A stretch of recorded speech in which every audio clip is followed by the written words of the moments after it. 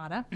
And we discussed having a resolution of support, but what staff recommends is that we communicate these comments to AMATA in the form of a letter. And you can see the comments there on the first page, and I'll just briefly summarize them. To 1, improve the reliability of the existing bus service on Route 7. To ensure that any new transit service on Route 7, and as you know, we're engaged in a study to look at new transit for Route 7, that is coordinated with other regional and local transit service. 3rd, that WMATA and its regional partners must continue to advocate for increased state and federal funding for Metro. That WMATA should publish data that shows the return on investment for transit compared to automobiles. Ensure that Richmond has correct population figures to use when determining transit funding for Northern Virginia. Ensure efficient operation of the new Silver Line through the East Falls Church Metro Station, and coordinate the redevelopment of the East Falls Church Metro Station with Arlington County and the City of Falls Church, and that the city supports the western entrance to the Metro, which has been discussed. Thanks, Wendy. Dave, did you have anything to add? I do, just a couple of small points. Wendy, thank you very much for putting these together, and I think it does reflect our work session discussion. Somewhere in the second bullet, there ought to be some reference to Metro supporting the city's preference with regard to the Route 7 study. And then something about improving convenience for bus users, including bus shelters. Yet again, I see folks standing out in lousy weather with no indication when the next bus is coming. It's just a very unpleasant form of transportation that a lot of people absolutely have to rely on. So, thank you. Sure. Going forward, Metro is not installing new bus shelters, and they're not replacing ones that might fall apart. At this point, if we want bus shelters, it is the city's responsibility to install bus shelters. I understand that's their current policy. I'm not sure I'm impressed with that, however. Okay. All right, other council members? Phil? Just one thing. After the reference to the Silver Line, could we just say something about ensure adequate service levels through the West Falls Church Station after the new Silver Line opens? It's a point that I brought up in our discussions, and I've read other people talk a little bit about. And since we're sending them a letter, it might be nice just to be on the record that Falls Church wants to make sure West Falls Church isn't shorted to the degree that we can have any influence on that. Thank you. Other council members? All right. So Wendy, as far as the letter goes, so is it gonna go out on who's signing it? I would recommend the mayor sign it. I'd be happy to sign it. But if we can have it drafted up and have a draft for you to look at on Wednesday morning. Yeah, I'm happy to sign it, or Dave, as our transportation person, can sign it too. As unless there's a reason why I should sign it rather than Dave. I mean, give credit where credit's due, and Dave handles all of our transportation issues. But if it needs to be the mayor's signature, I'm happy to do it. If there's a compelling reason why I'll get more attention with my signature, so whatever you guys think is best. Yeah. I'll plan to draft it up and have it ready for you for the mayor's meeting this week. Okay. Okay? And we will proceed then with Councilmember Snyder's signature, just to draft it up that way. Dave, you good with that? And the letter will reference the fact that these comments were discussed by the full council and they reflect the council's views. Yeah, and we can indicate that Dave's signing on, given his responsibilities on the various regional transportation committees, et cetera, and just reference that in the letter, just so it's clear why it's coming from Dave and that it has full council support. And I think that's in line with what we've tried to do with, whenever council members have a specific thing that they handle. Johanna, environmental. Yeah. All right. Thank you. Thanks, Wendy.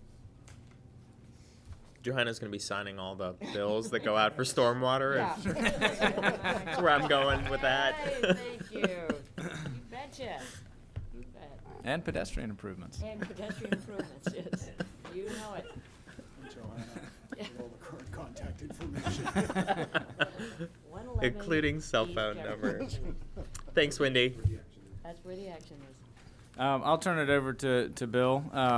If I can just make one comment, just as council members will note, on the new agendas, what I've asked Wyatt to do is include not only the start times of each love agenda it. item, Thank but you. also the number of minutes on each agenda item so we can allocate accordingly. So we've got 45 minutes for this. You don't need 45 minutes, right? The memo that's in the council packet proposes a reduced budget for our stormwater program, and the reductions come about through operational efficiencies, financial efficiencies, and level of service reductions.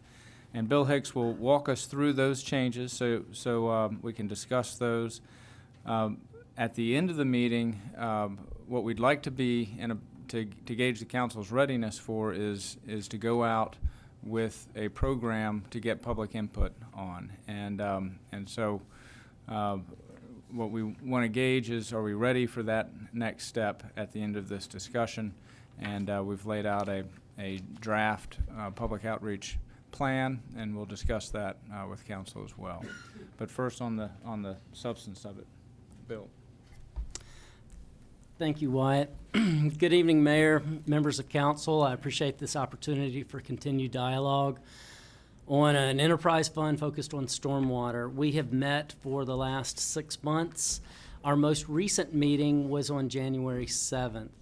Coming out of that meeting, you guys asked us 4 general questions for added information to help you guys move forward with this in one direction or another. And we have provided those answers in the staff report, and I'll walk through them here in a moment. Also, at the January 7th meeting, work session with you guys, staff rolled out, we had talked about the cost model that we showed to you guys back in October and again in November.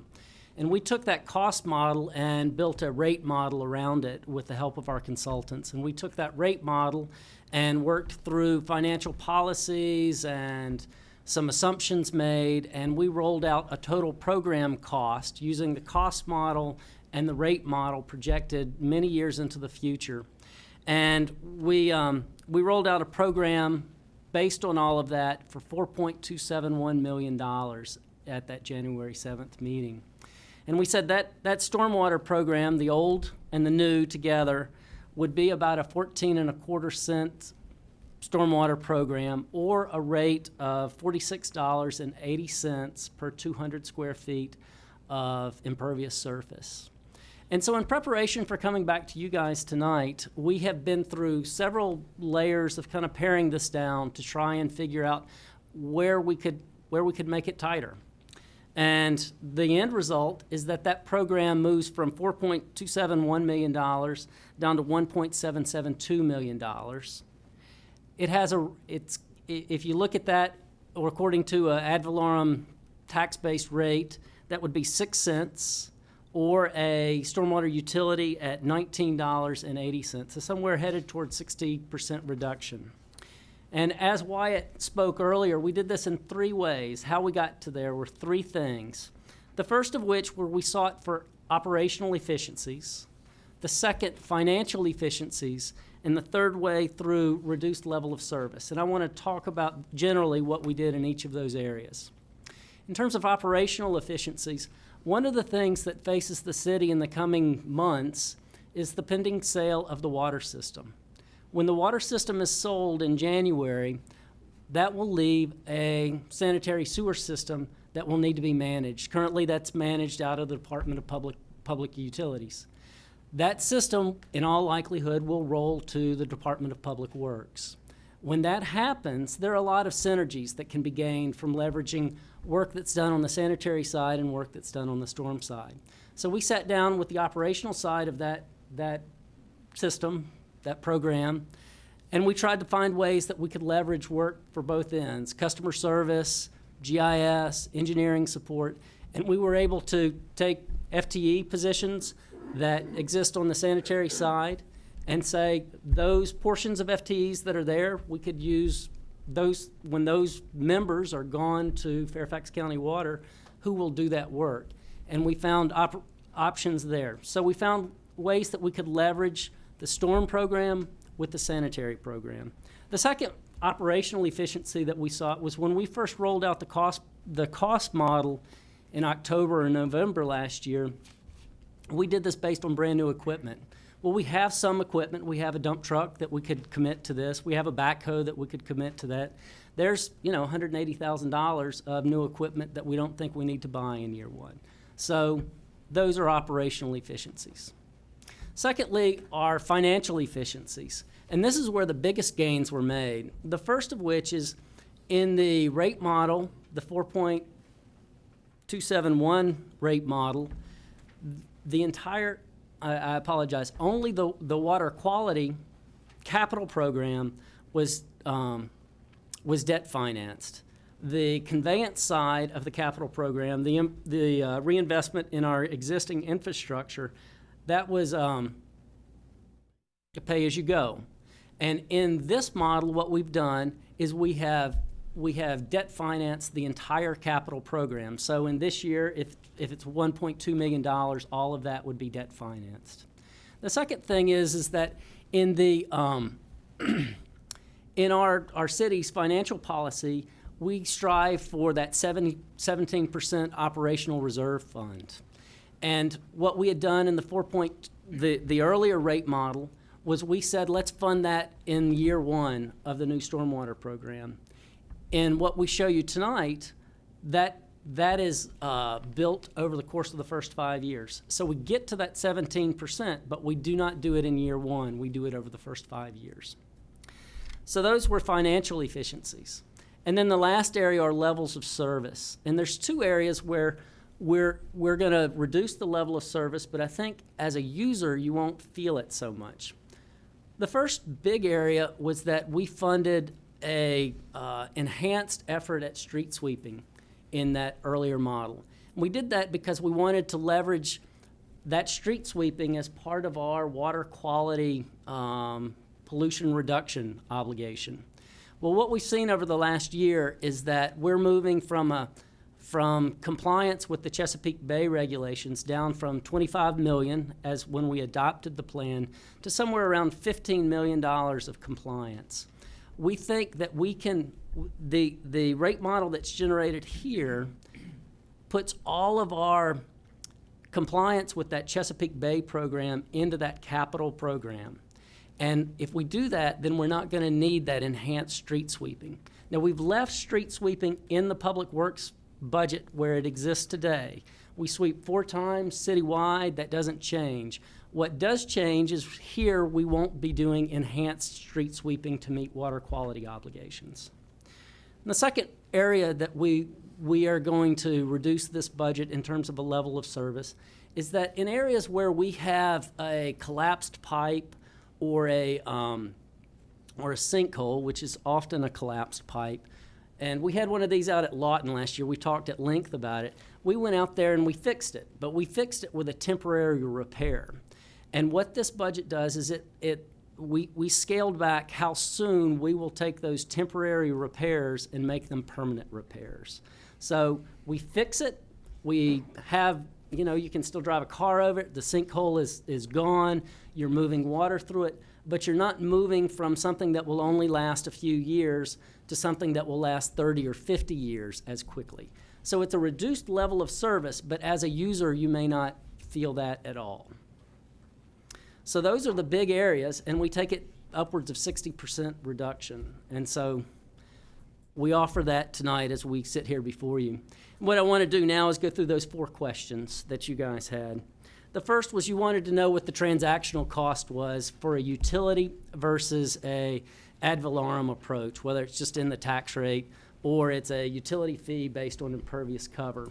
We think that is a portion of a administrative customer service person and a portion of a GIS person. Both of those entities are important to manage a stormwater program, but the part of their salary that goes for simply creating that master billing list that is apart from just adding this to the tax rate is about $35,000. The second question you had was, what could we do about leaving the existing expenditures in the general fund and then funding new efforts in a stormwater enterprise fund? This year, you're funding $1,671,000 in a stormwater program. Of that number, $1.2 million is capital monies. Of that number, $769,000 is debt financed. So if you take all of that down, the money that's coming out of this year's budget is about 3 cents on the tax rate. And that's 1.4 cents is capital monies and 1.6 cents are operational monies. So what could be done is you could take, well, let me back up. This is the first year that you've funded capital monies at $1.2 million. It's the first year you've funded capital monies in stormwater in some time. And what you said when you funded capital monies last year was that we would only fund that if a new revenue source was found this year. So what is safe to assume is that you would continue to fund your operational monies at 1.6 cents every year, and then new monies would be that 4.4 cents new every year. And so you could do that, and you could transfer that 1.6 cents into the enterprise fund every year, and then fund new work at 4.4 cents. And I didn't convert that number to the impervious cover. I just didn't have that at my fingertips, but we could work that through if that's something that you chose to do. The next question you had was what does an outreach program look like to get from here to a point where you've heard enough from the community to make a decision? And we've detailed an outreach schedule on page 6 of your handout, and most of this coincides with what happens during our budget work, where you get a budget presented, there's different work sessions on specific cost centers in the budget, including the Department of Public Works. But there's 2 areas that are meetings that are specific to this stormwater program. One would be a tentative meeting with the CBC-sponsored meeting sometime in late February that is dedicated for information sharing about stormwater. And the second area would be an April 3rd weeknight meeting that would be hosted here at the city with focused on stormwater. Both of those would be focused specifically on stormwater. We have already rolled out a web page dedicated to this subject. We would also work up press releases, handouts, enhance that website as more information was available and we move forward. But mostly the 2 meetings are key. And then the last question that was asked was a theoretical 6-story building. How would that look being built here in regards to stormwater concerns, both here in town and, say, in our neighboring jurisdictions, Arlington County or, say, Fairfax County? And on page 7 of your memorandum, you'll see that we have benchmarked that. I'll offer a couple caveats. First, the first 3 lines of the first 3 rows of this table talk about FY13 costs. So Arlington costs in FY13, Fairfax County costs in FY13, and Falls Church cost. And that's important to note because everybody's cost will be going up in the very near future to meet the new stormwater regulations. So those are in Arlington County, that building, that hypothetical building that we detail here with underground parking and a 68% impervious cover. In Arlington, that would be $4,300 every year. In Fairfax County, it would be $67,000. I'll also add that Arlington County, some of its stormwater is treated on VDOT roadways. In Fairfax County, much more of the roadway is managed by VDOT, and that also subsidizes their costs. In Falls Church, if you pull this 3 cents out of our tax rate using the numbers that are previously in your memorandum, that would be about $10,000. Moving forward into what we're proposing on a utility fee basis, that would be $2,000 a year. And on an ad valorem basis, on the 6 cents assessed, would be $20,000 a year. So that is your comparison. We add that probably there's many other reasons to build in our fine city than our stormwater rates, but nonetheless, here it is. So we've answered those, or we have tried to answer those questions, and I'll be glad to field any questions that you might have tonight. I will also reiterate what Wyatt began with at the beginning. We want to give you guys enough information that you feel comfortable saying it's time to go out and start listening to the community and seeing which direction the community wants to go. So that's really, I think, our goal tonight.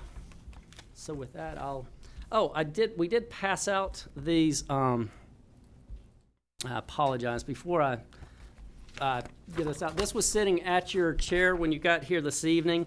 This is exactly what you looked at the last time, only using the new $1.77 million program and the 19.8 dollars per 200 square feet of impervious cover. And you can look and see how each of these work out. In general, if you think about it in terms of an ad valorem approach, there is if you have high property value, your payment for stormwater is high.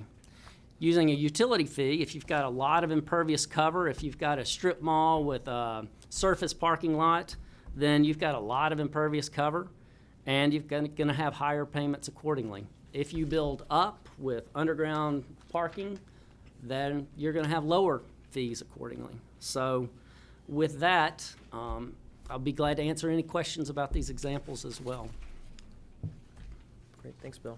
Council, questions for Bill or Wyatt and team? Ira, go ahead. Hi, Bill.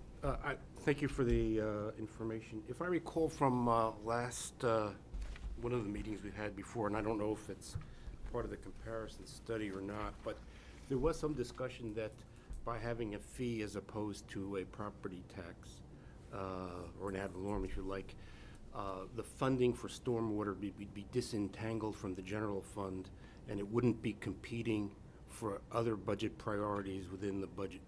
It would have its own funding, and that was one of the advantages of the utility fee.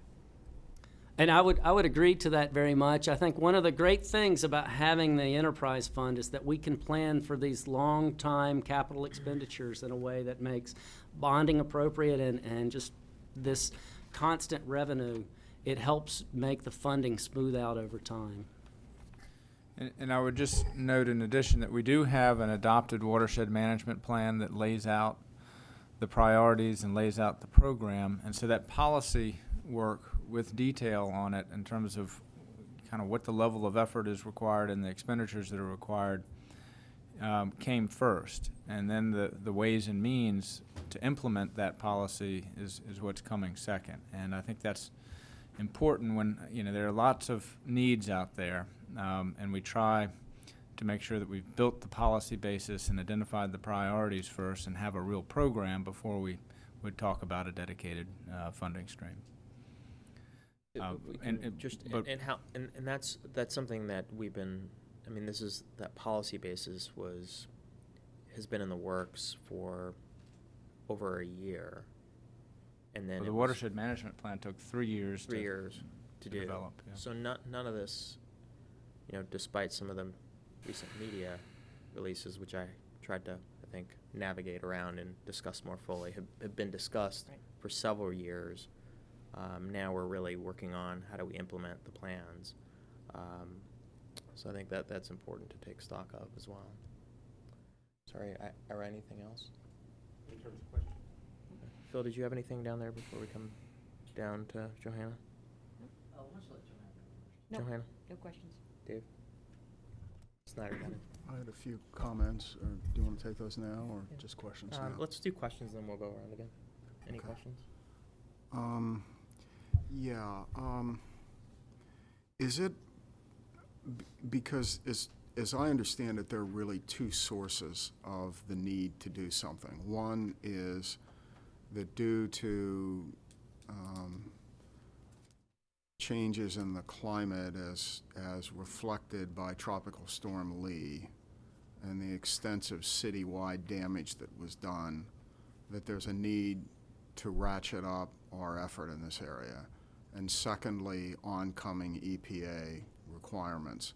I think it's very important to find a way to encapsulate both of those as we go forward. In other words, the statement of need here is very important, and I'm interested in seeing what you can do to perhaps excerpt from the hearing that we held, but to bring that back to people's current attention, because I don't suspect that people that weren't in that hearing didn't have a sense of the intensity of the public demand for action. The second area would be not just to refer to our plan, but to indicate how our plan is a necessary response to EPA requirements. These are sort of questions and comments. I'll get to more of the policy issues later, but there are a couple points that I think are important. If I can just add to David's point, on the Chesapeake Bay requirements, I think it's important to note that there are penalties involved and what those are as we're discussing those in the public discussion. That it's not just that they're unfunded mandates essentially, but there are consequences for non-compliance, and everybody's grappling with those as well. Mr. Darter? Yeah, I've got a question or two for you. So, just so I understand, how much money would be spent out of this for improving or mitigating flooding issues in the city, not compliance with EPA or clean water, but actually what percentage of this money or an amount would be utilized either this year or going forward to actually take care of the flooding that's been occurring throughout the city over these past years? I don't have that number in front of me, but we in order to build this program, we looked at two areas. One is compliance with the water quality obligation, and that's that new regulatory framework. The second thing is trying to address our aging infrastructure. Our infrastructure has a limited life on it. At least 30% of it is corrugated metal pipe, which has a very limited life. A lot of it is aged out anyway because it's older. And so we built a program that invests capital monies in conveyance improvements and in water quality improvements. And the number on capital side, it's not 50-50, but it's pretty close. And everywhere that we're trying to spend money on water quality improvement, we're trying to enhance conveyance as well, without creating harm to downstream users, but to try and leverage our project so that we're doing both a water quality benefit and a water quantity benefit. The operational side actually is probably more focused on conveyance and flooding concerns than it is water quality. Without question, we're going to have annual obligations for water quality that are that we're going to have to spend money on every year. But we're also in this budget proposing to hire a 4-man crew that's dedicated to stormwater that does two things. One is they touch every reach, they clean out every reach during the year. I mean, one of the problems we have with flooding is you get debris in your storm sewer, and that doesn't allow water to flow down, and so then you get localized flooding upstream, which is a problem. The second thing they're going to do is they're going to repair our stormwater infrastructure, things that we can do in-house. Those guys are going to dig up with a backhoe, put in new pipes or build new catch basins and make that system upgrade. So actually most of your operational monies will be about conveyance and flood mitigation. And your capital program is give or take 50-50. Next year it is, in FY14, we're proposing $1 million of infrastructure, that's conveyance and flood control, and $800,000 of water quality improvement. So next year it's not 50-50, it's, 10 to 8. So the $1 million, is that entirely for mitigating flooding, or is some of that going towards EPA and water quality issues? $800,000 is for water quality improvements. The $1 million is for conveyance improvements. I know conveyance, but does that mean entirely for flood mitigation, or is some of the conveyance Yes. for, it's entirely, so $1 million? It may be to replace pipes in kind. We've got a lot of aging pipes that just simply need to be replaced that they may not be causing upstream flooding right now, but they will be flooding. They will be causing upstream flooding because they've got collapsed portions where dirt is getting inside and losing the capacity. I know part of the problem is that some of these pipes are under capacity. In other words, it's not just you need a new 16-inch line, you need a 24-inch line or a 36-inch line. So, I mean, I think it goes beyond just replacing pipes that are aging or aged, but actually upgrading the size and capacity of the system to handle the impervious area we have in the city at this time, not from 50 years ago. And that's exactly what we do. Right now, we've got a collapsed pipe over on the 100 block of West Broad Street. Jason's been working this for several months. We've been out and we've been looking at not replacing that simple reach of damaged pipe with a replacement in kind, but looking at the whole network in that area about ways that we can improve moving water and retaining water in places that does not cause flooding. But it is an upgrade of the system. It is not going back in with a new 36-inch pipe. Ask you this, so do we have an estimate for the total cost of the plan that has been approved in terms of the actual improvements to upgrade the different, I don't know how many I can't remember, the 20 places, maybe something like that, 20 projects? Do we have a total cost for that? We have a total cost in our water quality watershed management plan. We have a total cost. This funds all of that for the first 5 years.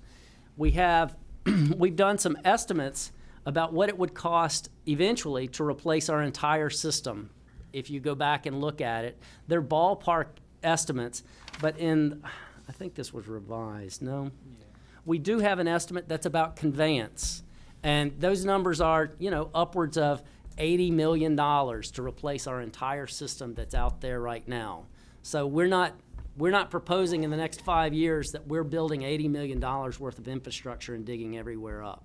We're taking the worst areas first. And so in terms of the areas that, to my recollection, there was a plan that had, maybe it was 20 projects to do. So what's the cost for those 20 projects? Not every square inch of pipes in the city, but the 20 that were identified as problem areas. Do we have a number for that? We do have a number. I don't have it at my fingertips, but we also have to recognize that we don't have the capacity to build all of those projects right now. So what we did was we looked to see what we could build in the first 5 years, and those are fully funded in the first 5 years of this stormwater program. And how many projects are fully funded in the first 5 years?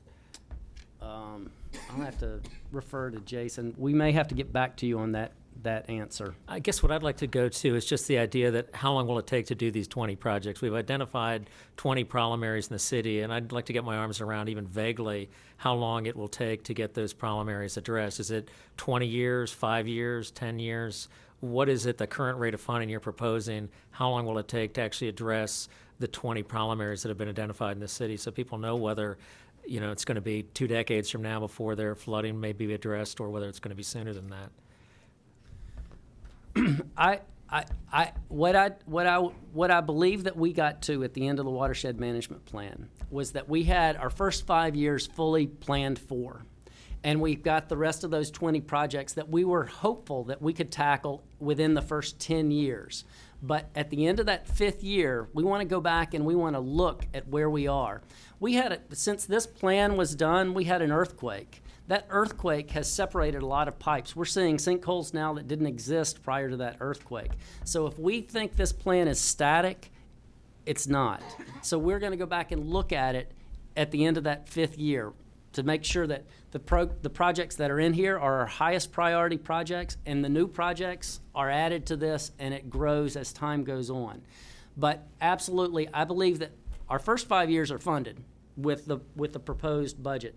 The next 5 years, I think we thought we could tackle that in the next 5 years after that.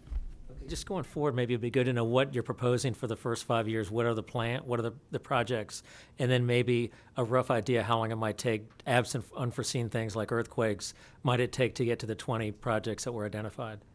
We do have a part of our website does include those projects, and it's laid out. We probably do not have a schedule for beyond where we are in this fiscal year, but those projects are on our website. I just don't have that at my fingertips tonight.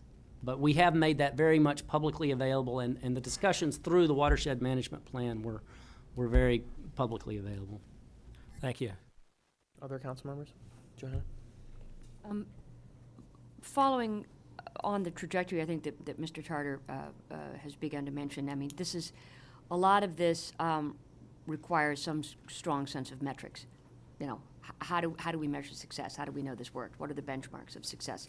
And I know that this document, you know, had the sort of report card, which I think is very important, but I'm not expecting right now, but I think before council certainly makes some decisions, and I think certainly for public scrutiny, we would want to know what are some specific metrics that spell success within, you know, 18 months, 24 months, 36 months. I mean, do you have percentage reductions of nutrients? Do you have percentage reduction of flooding or improved conveyance? Because I do understand that we are talking primarily improved conveyance, and then, you know, then addressing federal and regional stormwater management mandates. But to the extent that this can be tied to, you know, we think that this investment in 18 months, we're going to be looking at X, this series of matrices, without going into, you know, to preposterous detail. I think just giving the public some sense that you know what success is going to look like is important. Other council members? If I could.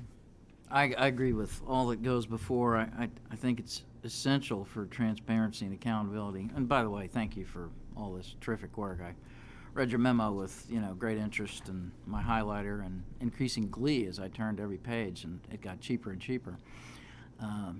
So I'm glad that you did the work and that we asked for it. But for transparency and accountability, you know, if we're going to people and saying we need you to pay $384 more for stormwater management, we need to have a very specific, and here's what this buys you. I mean, in the same way that we would go to the schools or whoever, anybody that asks us for money, you know, we want a very specific idea of what that buys us. And I understand it's difficult to differentiate between, the things that we're talking about, but, you know, if we can't sell it to the public, then I don't see how we can go forward with it. A specific question, which of these funding mechanisms ended up being deductible on property taxes if you're a homeowner? Neither. Okay. And that's just something that folks need to know too. And at the top of the page where you talk about consideration of leaving existing expenditures in the general fund, I guess my question is, you know, are we going to present as part of our public information campaign like a binary choice, you know, either we fund it through some new mechanism or we fund it through the current tax rate? And if that is a choice that we're going to present to the public, then I guess my specific question is, if we expended the annual effort at the exceptional level that you refer to here of FY13, capital and operating, what would the cost on the tax rate be, assuming that you debt funded where appropriate? Just, you know, put a number out there and let people know this is how much your taxes would increase, as opposed to a separate fee that we might also want to present for the public's consideration. I think that number is 4.4 cents. One of the big advantages of putting that into an enterprise fund is the consistency of expected revenue so that you can plan for into the future. But that's, absolutely understand. So Okay. I wrote that number down when you said it. I assume that's what you meant. So 4.4 cents would buy us if we were able to pursue that every year at an exceptional, and of course this exceptional investment was made before I came on to council by my exceptional colleagues who preceded me, and I would hope we could keep that up if we decided to go that route. But so 4.4 cents would buy you a program that you think would be responsible as long as the politicians provided you with that money year in and year out. Is that fair to say? And just to be clear, that is 4.4 cents beyond your current funding level. So it's a 6-cent program.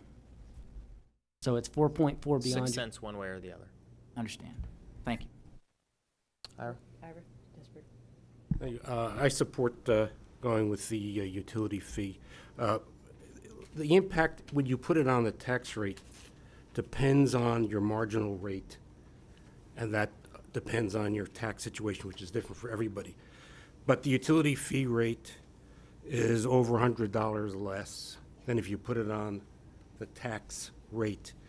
I'm guessing, maybe Richard could help me out, but you'd have to have a marginal tax rate of about 30% for this to be better. And a 30% marginal rate is, what, $300,000 to $400,000 income? So you got to be in a very special place to be able to have a 384 number or tax, a tax increase at that rate for you to come out ahead. The utility fee has a broader revenue base and, among other things, is more equitable, and it's simply going to be cheaper for the majority of the people inside the city, period. Yeah, I think that's exactly kind of good information that needs to get out and have people kick the tires of, because, that's important to know. Other council members, Ms. Berry? Going from the sublime to the ridiculous, I think you've misspelled Valorum all the way through this memo. It's spelled like 4 different ways. Yeah. It's not my native tongue. I apologize. He went to engineering school. Exactly. But he could do that bell curve, that really great curve, But the math is with the right, Ms. math. Berry. Yeah. I'll tell you, Bill Gates' program doesn't pick it up either way you spell it. All right, I think we are starting comments as well as questions. Vice Mayor Snyder. Thanks a lot. Well, certainly the proposed overall budget is far more realistic, and I think is a major improvement over where we were when this was presented before. So I think we're in the range of what we can afford to do and what I would advocate to the city one way or another we need to do. In fact, if we don't do it now at this rate, we're simply putting it off to later where the cost will actually be significantly higher. It's also a good time now to do financing because of the low rates. So I think that argues for it as well. I think we've all made comments about making clear to the public why we're doing what we're doing and what they're getting in return for this. No one wants to tax, however you call it, but there are certain things that government has to do, and one of them is to provide for this kind of circumstance. So, and again, I think we're forced into it by reasons which are frankly beyond our control as a result of various climate-related issues, natural causes, as well as obligations put on us by other levels of government. So I think we're in an area where we should take it out to the public and ask what they think. I think the work has been done. I think we're in a much more affordable area than we were before. I like the notion of those who are contributing to the environmental issues also contribute to the resolution of those issues. So inclusion of those who are tax exempt is, I think, an important element of this program. So I believe we're very close, if not there, to presenting this to the public and asking their views on it. Thank you. Thank you. Mr. Carter? I'm just sort of going back to my earlier question, which I'll turn into a comment now. I'd like to see as many projects as possible be addressed, either through planning or as soon as possible, so people know what they're getting. And I think it's much more important to a lot of folks to see flooding be addressed than water quality issues. And I know we have a legal requirement to address water quality issues, but I think it's very important that people have these flooding problems. I mean, you got your basement full of sewage. It's not something where you want to wait around 15 years to get taken care of. And so I think we really got to make a point of addressing these issues as soon as we can and have a plan to address them citywide. I know we have these 20 projects, and I'd like to see how they would fit into a proposed long-range planning to get them done. And particularly with low financing rates right now, it may be a good time to do maybe more projects than we might otherwise do to take advantage of low rates right now. So I would like to see some kind of plan of how to address not just the first 5 years, but kind of a longer plan of how we plan addressing citywide the flooding issues we've already addressed, and I believe we've addressed solutions to many of those problems through these 20 projects. So I'd like to see as much of that sort of shown out as we can, to let the public know what they're going to be getting for this project. Thank you. So we're hitting the mark, so I'm going to try to make some concluding comments. Can I and just then try ask to- one quick thing? Yes. If impervious surface is, something that we're going to base the fee on, as part of the public information campaign, can we, show examples of what someone might do to reduce impervious surface in their lot? Just, very practical things you can do in your yard, just to show people that it's essentially an effort to try to get people to, promote conservation on their own, quarter acre of land. Right? Okay, thanks. Absolutely. So I'm going to try to summarize the comments we've heard so far. There seemed to be a great emphasis on the need for performance measures or metrics. So my commentary on this point is, this is, while not a new initiative, it's a new way of solving the challenge. And it's going to be very important to discuss with the public what they're getting out of this. And it's a little bit different than, say, doing an enterprise fund for trash pickup, because that you can see, you know what's happening. We're talking about a lot of infrastructure that's underground, and as we've seen throughout the region, throughout the country, this part of the reason why it's not made a priority, even though it is a priority in my view for local governments, and this is what we should be doing, is because some of it's not very visible, but when things go badly, they really go badly. And they're very visible, but otherwise you don't see them. And that's why it makes this a very challenging issue for us who are having to vote on these issues, is explaining some of this to the public. So I think we have to acknowledge that a lot of the solution sets that we're talking about may not be visible, but it's really important for us to have those metrics and performance measures in place so we can make sure the public knows what they're getting for their money. So I think that's very important. I mean, some of it is transparent in the sense of, we're not going to get fined. Okay, that's easily measurable, but we can meet our requirements for a 10-year storm event, and we could have 2 in 1 year that hit that mark. Does that mean that the system and what we put into place has failed? I don't think so. So we need to just think about how we handle that. But the importance of performance measures and metrics, I'm hearing very clearly, and I think it's also important to note that it's a difficult thing to do, but it needs to get done in what we're laying out. Two, that's related to the performance measures, is the length of time it takes to do projects that should alleviate flooding that we're seeing repeatedly. This is more of my commentary. I don't think I heard this in the comments received so far, but the enterprise fund, we've talked a lot about transparency and where to put it, and I certainly want to hear the public's comment, but as it relates to transparency and performance measures, if we are committed to doing storm water improvements, which I think this council is because of the monies we've already dedicated, putting into the general fund sort of mixes it up with everything else that the general fund has in it. Separating it out in a way highlights it and enhances the transparency and the performance measures. Because if they're not being met, we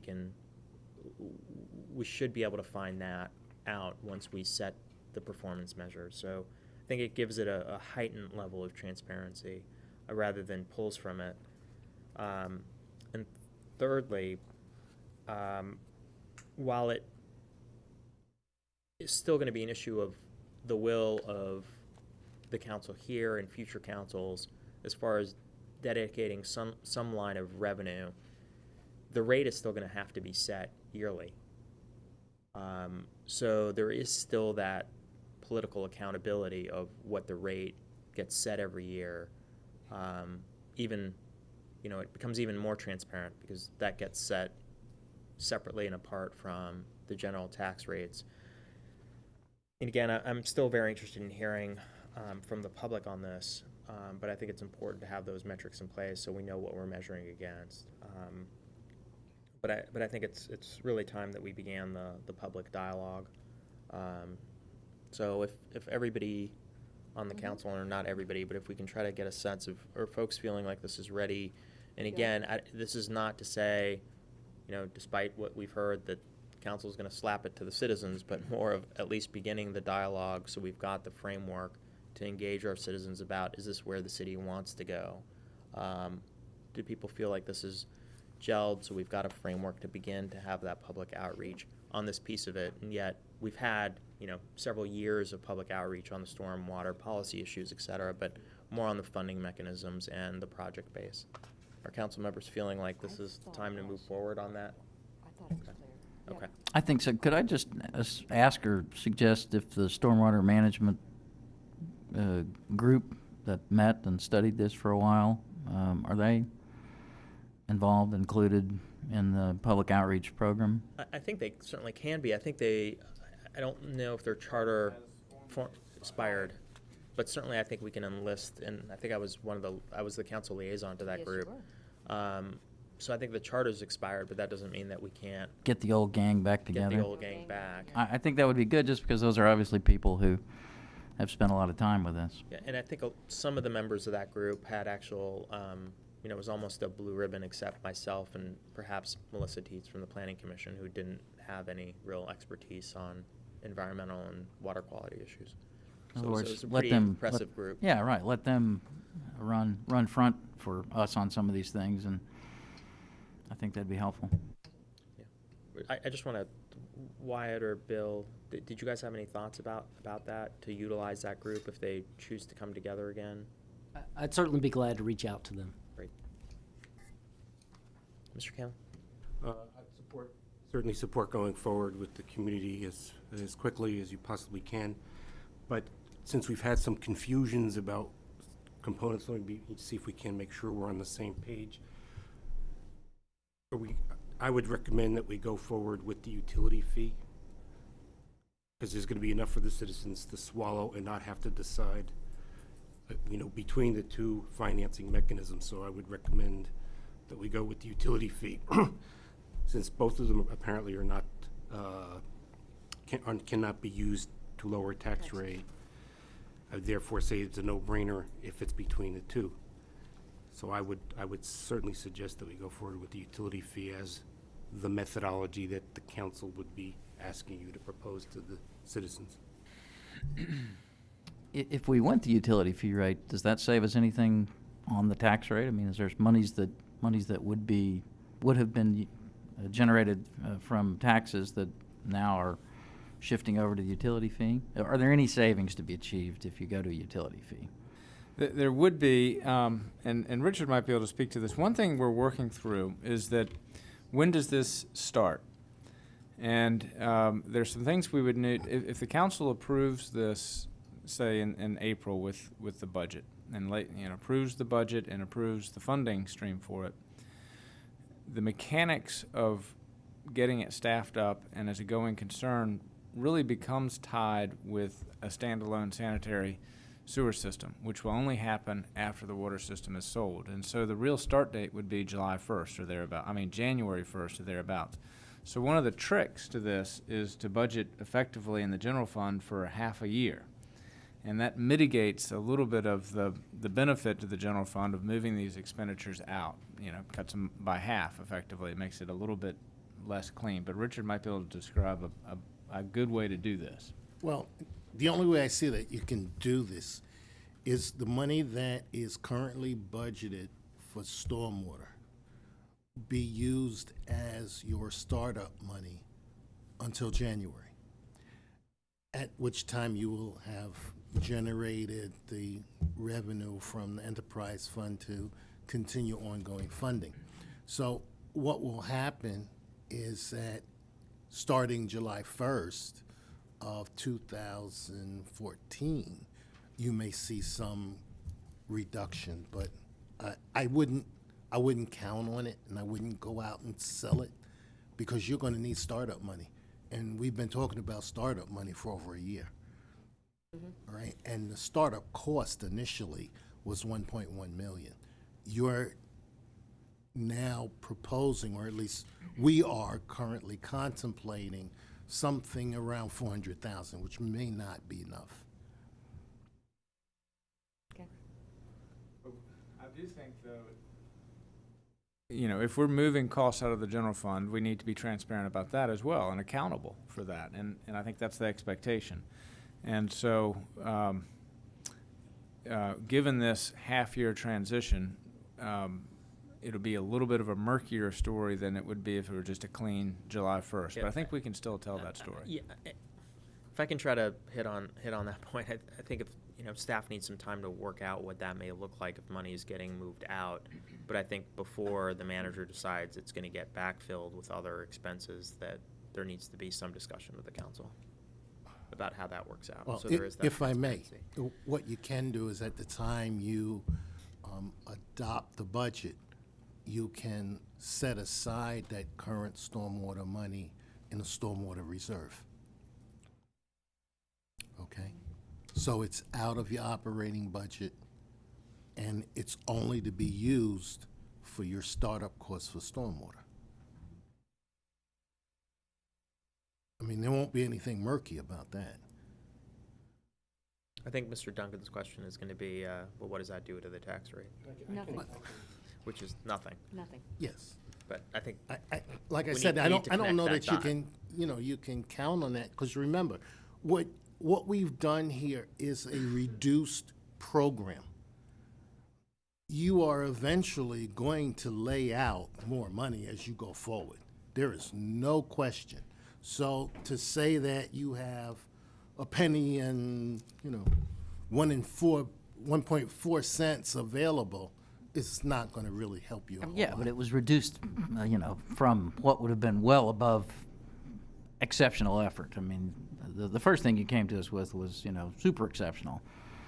This is more along the lines, I gather, of what effort we have been able to expend this year, and we would like to do that going forward. Right, but Is that- remember, we also said that your reserves are being pushed out. So you're not gonna substitute reserves and cut something else in that budget. So the budget is gonna go up. Okay, that's the answer to the question I posed. Thanks. Yeah, I think we can leave it at that there's not going to be any dramatic tax reductions as a result of this. Perhaps Ira wants to explain He it further. does. He's dying Is at a the bit. tax reduction. It's not against, my goodness. It won't, for the reasons Richard mentioned, the overall costs will go up because they would have gone up anyway. The question is, would they have gone up much more than they will be going up? If you make it a fee, it's gonna go up less than it would have if the whole thing had to be borne. But I think if you take for the same amount of services provided, this is simple arithmetic. It's just that straightforward, because your revenue base is that much larger. You had tax exempt areas that are now contributing. So it's gonna be less for the average person. Thanks for clarifying that, Mr. Brown. All right. Very dramatic. Yeah. Wyatt, do you have a good sense of where we're headed on this then, based on the comments you've gotten? Yes, so we will proceed with meeting with groups to inform them about the options that the council is exploring and getting input on that. Now, on this point, I want to make sure that all the council's on board with this, that what we would go out with is the utility fee. And if there's consensus on that, that's how we will proceed. That's what I'm hearing. Yeah. Okay. The other piece of work, I think, for staff is coming up with the performance measure discussion that we had. Okay. I think that's going to be very, very important for this program to succeed. And Bill, I understand that that's, as we discussed, why there's difficulties with that, but I think it's key that happen. All right. I don't want to rain on the consensus, so I won't, but, I just would like to see the further information that's going to be coming to us. All right. Great. We are on to the next item, which is daycare Daycare. code amendment. Thank you, council. Thank you, Bill. Thank you, team.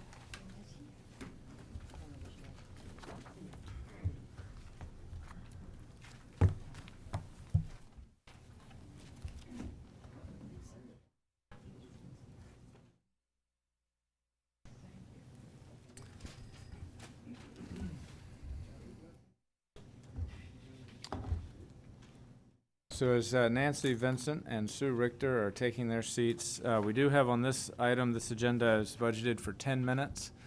It's a big ordinance, but it affects 7 daycare providers in the city, and we have been in extensive contact with those 7 daycare providers, so this will not be coming as a surprise to them.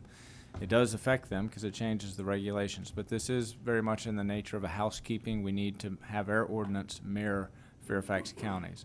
But we did want to just brief the council on some of the key provisions that that these 7 daycare providers will be, child care providers will be dealing with the new regulations.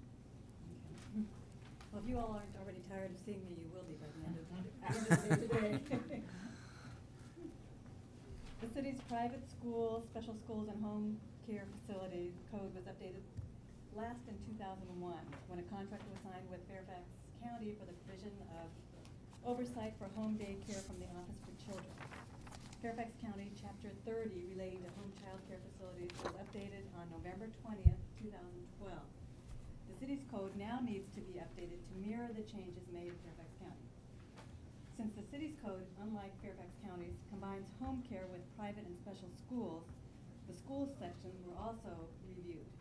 The city zoning administrator has recommended that these sections be deleted and that compliance be referred to Chapter 48 of the city's zoning code. The home child care code covers providers who care for 5 or fewer. There are currently 8 providers in the city. They are inspected annually by the Fairfax County Office for Children and the city's fire code official. The code you see in front of you represents over a year's worth of work. Sue Richter very ably managed the code review process. She and I met with the Office for Children as Fairfax was receiving input on their code changes. She followed the process closely and maintained frequent contact with that office.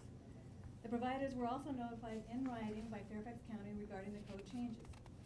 At the request of the Human Services Advisory Council, Sue conducted a survey of each of the providers to be sure they understood all the changes, to ask their thoughts about the changes, and to ask about their satisfaction with the services and support provided by the city and the Office for Children. By the way, their responses were very positive to the support that they received from Housing and Human Services and from the Fire Marshal. Once Fairfax code was approved, the city notified the providers in writing of the city code changes and provided them with the dates of the city's public hearings and where to send comments. The revised code changes have been reviewed by the zoning administrator, building official, fire marshal, city attorney, Housing and Human Services, and Human Services Advisory Council. All have approved the changes. The staff report details the changes made by zoning, basically to refer private and special schools to the zoning code. The home child care changes mirror the county's. The changes are basically increased fire safety requirements. All household members will be required to have a biannual TB test. Emergency evacuation plans must be in writing. Training requirements are increased from 12 hours to 16 hours annually. Substitute care providers are now allowed, provided they pass background checks, are first aid and CPR trained, and have TB tests. Appropriate play and rest areas must be maintained. Department of Agriculture nutrition guidelines must be followed. And additional regulations for dispensing of medications and for swimming are included. Since Sue so expertly managed the code review process, she is here to answer any questions that you may have. Thank you, Nancy. Questions, council members, or comments at this point? We'll take questions and comments. Ms. Berry? Is this Virginia code, which is then to be well understood by daycare providers, provided in additional languages? Yes, Fairfax County has translators. They will translate this into another language if they ask for it and request it.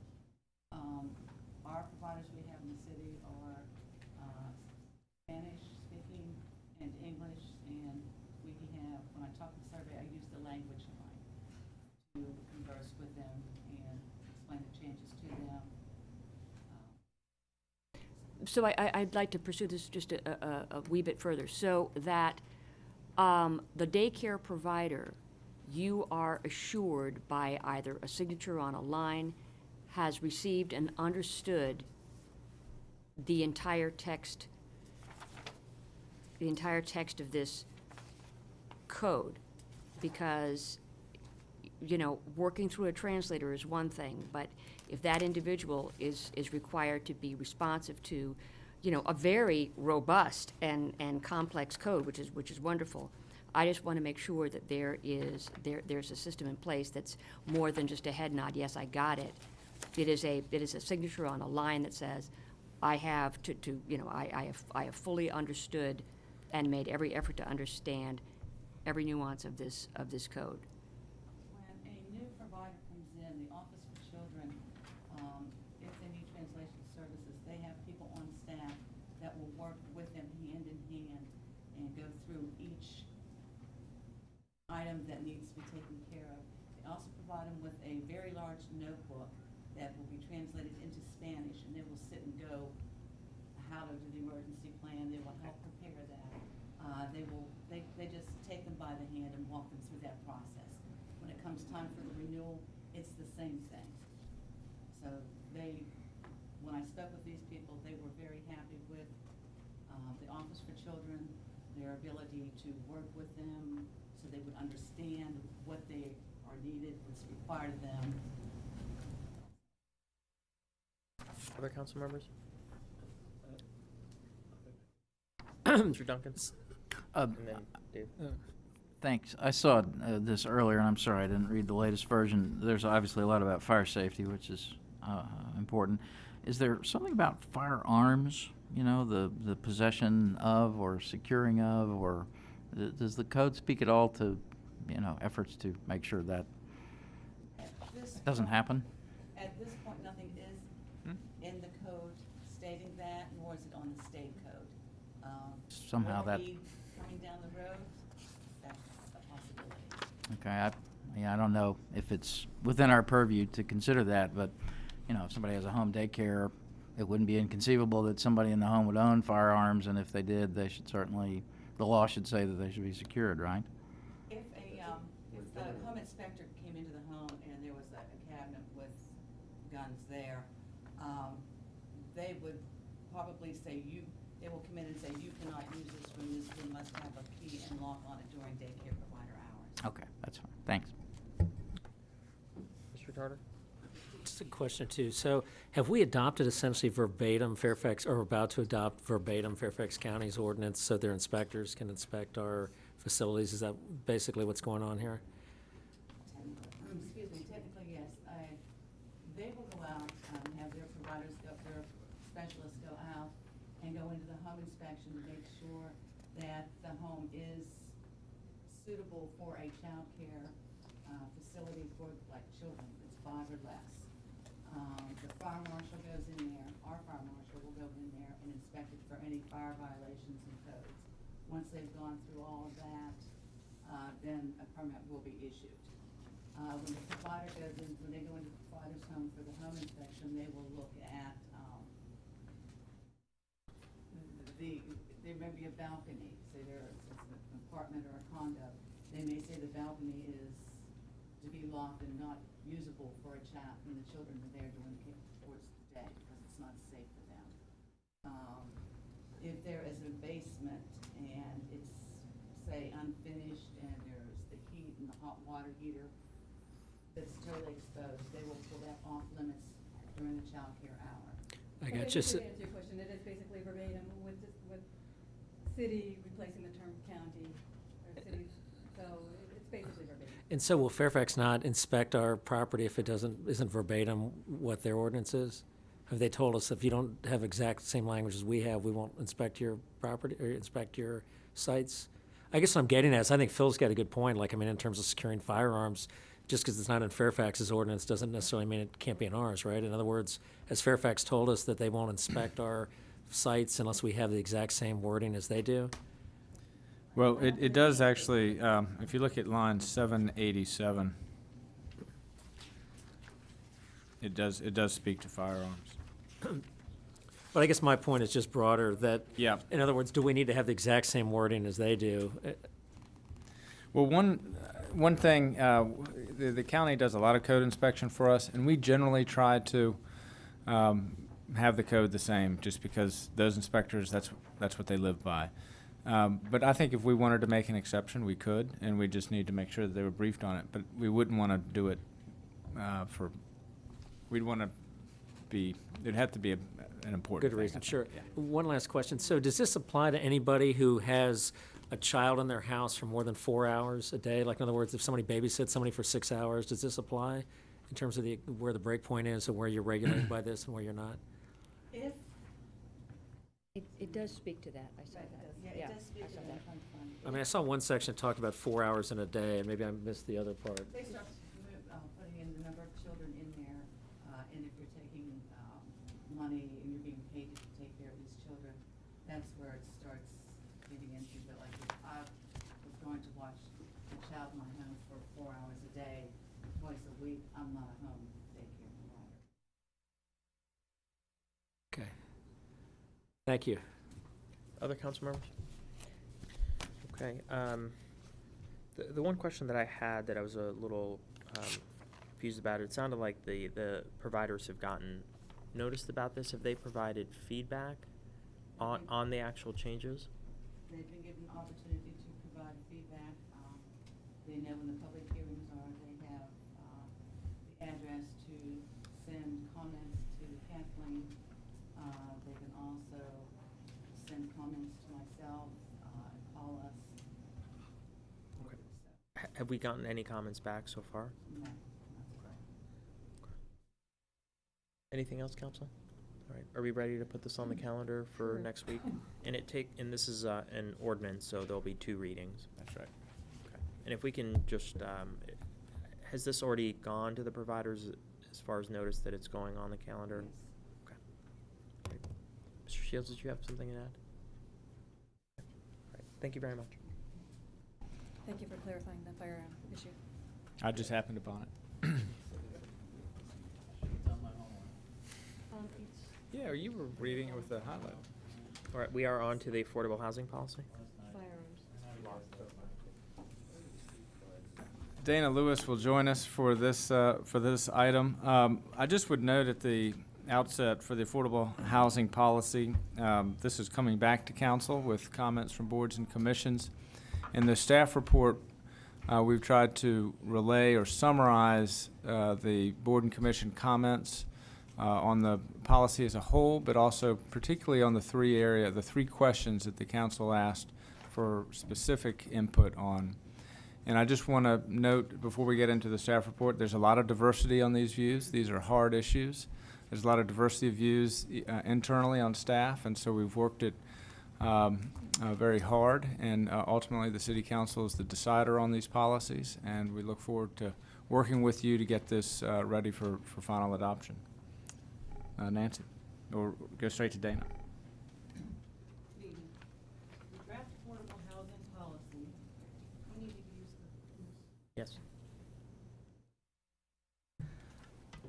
The draft affordable housing policy was presented to council at the October 15th, 2012 work session and again at the November 5th, 2012 meeting when it was referred to boards and commissions, for a 60-day public comment period from November 27th, 2012 to January 26th, 2013.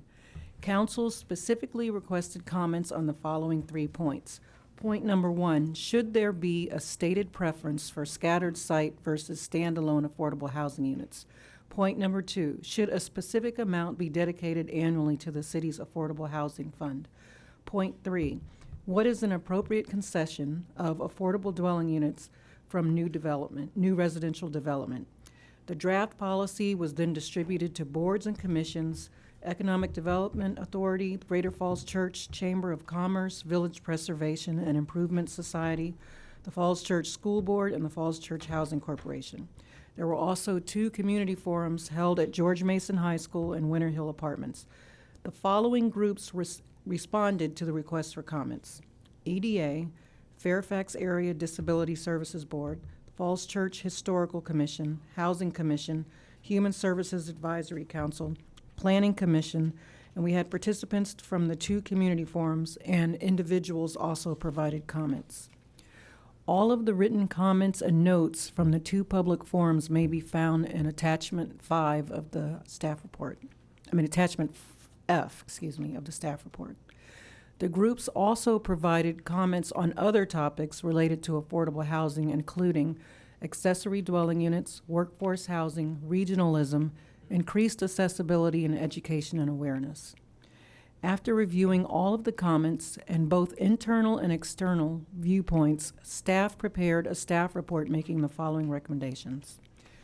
Question number 1, just to reiterate what the question was, the policy should have no stated preference for scattered site versus standalone projects. Lines 27 through 29 should be removed. For example, most low-income housing tax credit development properties are 100% affordable because the more affordable units there are in a project, the more tax credits are able to be received. Question number 2, the policy sets the foundation for a dedicated source of annual funding that will be determined based on a specific implementation of the policy. Therefore, it is recommended that the existing language that does not specify an amount of funding remain on line 52 of the document, of the policy. Question 3, there should be a 6% developer minimum ADU concession as stated on line 110. Line 111 further states that the city may negotiate for a percentage above the 6% depending on prevailing market forces and the unmet demand for ADUs. In response to additional comments received regarding the need to clarify workforce housing, staff would like to recommend adding the following paragraph at line 15 and have this mirrored in the glossary. The key change includes the need for workforce housing for incomes of 80% to 120% of area median income. The city currently has 274 units of rental housing, Lee Square and Merrill House, that fall into this category.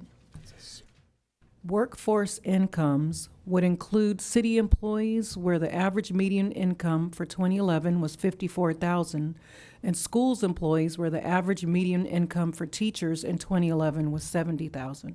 Is there a question? I had a quick question. The Yes. staff report says 0 of HUD's annual median income up to 120. Is that, Line 1, yeah, that's line 17. 117? In the staff And I report. thought I just heard you say 80, which makes sense to me, but 0 doesn't. So the traditional definition has been 0 to 80%, or affordable housing that's affordable for people at 0 to 80% of AMI. So the definition expands that from 80 to 120. I see. That's kind of the thrust of having this additional definition in. Got it. So it's always been 0 to 80, and now we're Yes. going 0 to 120. 20. I'm sorry, 120. Yes. So a person would be eligible to participate in the ADU program if they were up to 80. So, let's see, where was it? Okay. So the recommended language for the definition is affordable housing is housing where the occupant pays no more than 30, this is the definition of affordable housing. Affordable housing is housing where the occupant pays no more than 30% of gross income for all housing costs, including utilities. Incomes covered by this policy would be inclusive of 0% HUD area median income, which is considered extremely low incomes, up to 120% HUD area median income, which we're calling workforce incomes. Affordable housing definitions and explanation enhance the definition of affordable housing in the glossary to state incomes covered by this policy would be inclusive of 0% HUD area median income, extremely low incomes up to 120% HUD area median income, workforce incomes. In addition, there was an error in the staff report.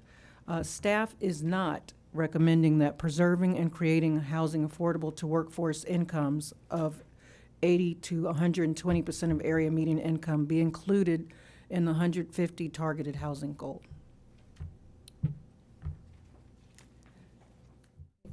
Any All right, questions? Questions, council members? No, that was a lot. Mr. Turner? Just to clarify on the 120%, is it 80%, up to 80%, or is it up to 120%? I wasn't sure. Workforce would be 80 to 120%. But for ADUs, it'd be up to 80%? Yes. Okay, thanks. Other council members? These are just questions. Questions at this point? Okay. Comments? Yeah, let's just go down the line. Phil?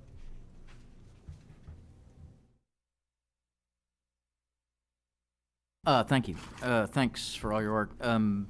Just three things. I know we've, as the manager alluded to, had some discussions, disagreements on this. I'd love for us to come out of this whole thing with a headline that says, city prioritizes workforce and, younger worker housing as part of its vision for the future. So I'm encouraged by the direction I think we're moving in. When I went to the EDA and listened to them discuss this issue, there was a lot of that. There was a lot of, we really need to do what we can to provide opportunities for younger workers who work at, some of the high-tech outfits like Viget Labs and so forth, who are, making good money for a 25-year-old, but not enough to, buy a place in Falls Church. Creating housing opportunities for that part of our workforce is very important because in addition to teachers and public safety people, I hope that we all agree that that is a good way to go. And anything we can do as part of this policy to advance that's a good thing. One thing I really like, and one thing I don't like the fact that we are not specifying any amount of funding. For obvious reasons, it's difficult to put forward a policy that has a lot of credibility if you don't have some money in the game, I think. I'd like for us to discuss even some sort of aspirational language if we feel like we just can't bring ourselves to specify, a penny or a half a penny or whatever. If we could just have some sort of discussion about something that we would like to do if conditions arose where we could do it, I would be happy with that. I don't like that a lot. I like the fact that we've gotten a staff report that says no stated preference. That's obviously important to me. I don't need to say a whole lot more about it because we talked about it at good length. I sincerely appreciate and understand the people who have views on the other side of that. I think I heard, as I said, the EDA and HSAC and Affordable Housing Policy Board. I went to 4 or 5 groups that discussed this over the last couple of months, and very thoughtful wrestling with the question of scattered versus, call it what you will, dedicated. And my personal belief, again, it's aspirational. I understand that some people think there's a stigma attached to dedicated housing. But I would hope that as a community we could, confront that and surmount it. And I think we have it within us to do that because it's in keeping with the character of our city that we do embrace people regardless of their economic station of life. So I would like for this policy to enshrine that, and I'm pleased that the staff recommended no stated preference. Thank you. Ira? Thank you. Unfortunately for me, this represents a serious misunderstanding of my comments that were made previously. Serious misunderstanding. When we were circulating this out to the boards and commissions, the idea was, and this I supported, was to let the boards and commissions know that the task force view was the dedicated revenue stream was that the council would not require a dedicated revenue stream. Now that's taken out, the 1 cent is not there. But I would not, had I realized that you interpreted this as, or it was interpreted as a recommendation by the council, I would not have supported that. I do not believe that we are in financial condition to have dedicated funding. There is no, we're looking at what could be double-digit tax rate increases just for the existing requests that we have.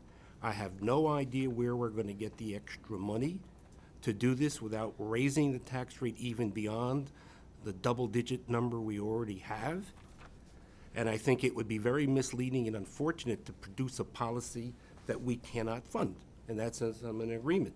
And I don't see how we're going to be able to fund it.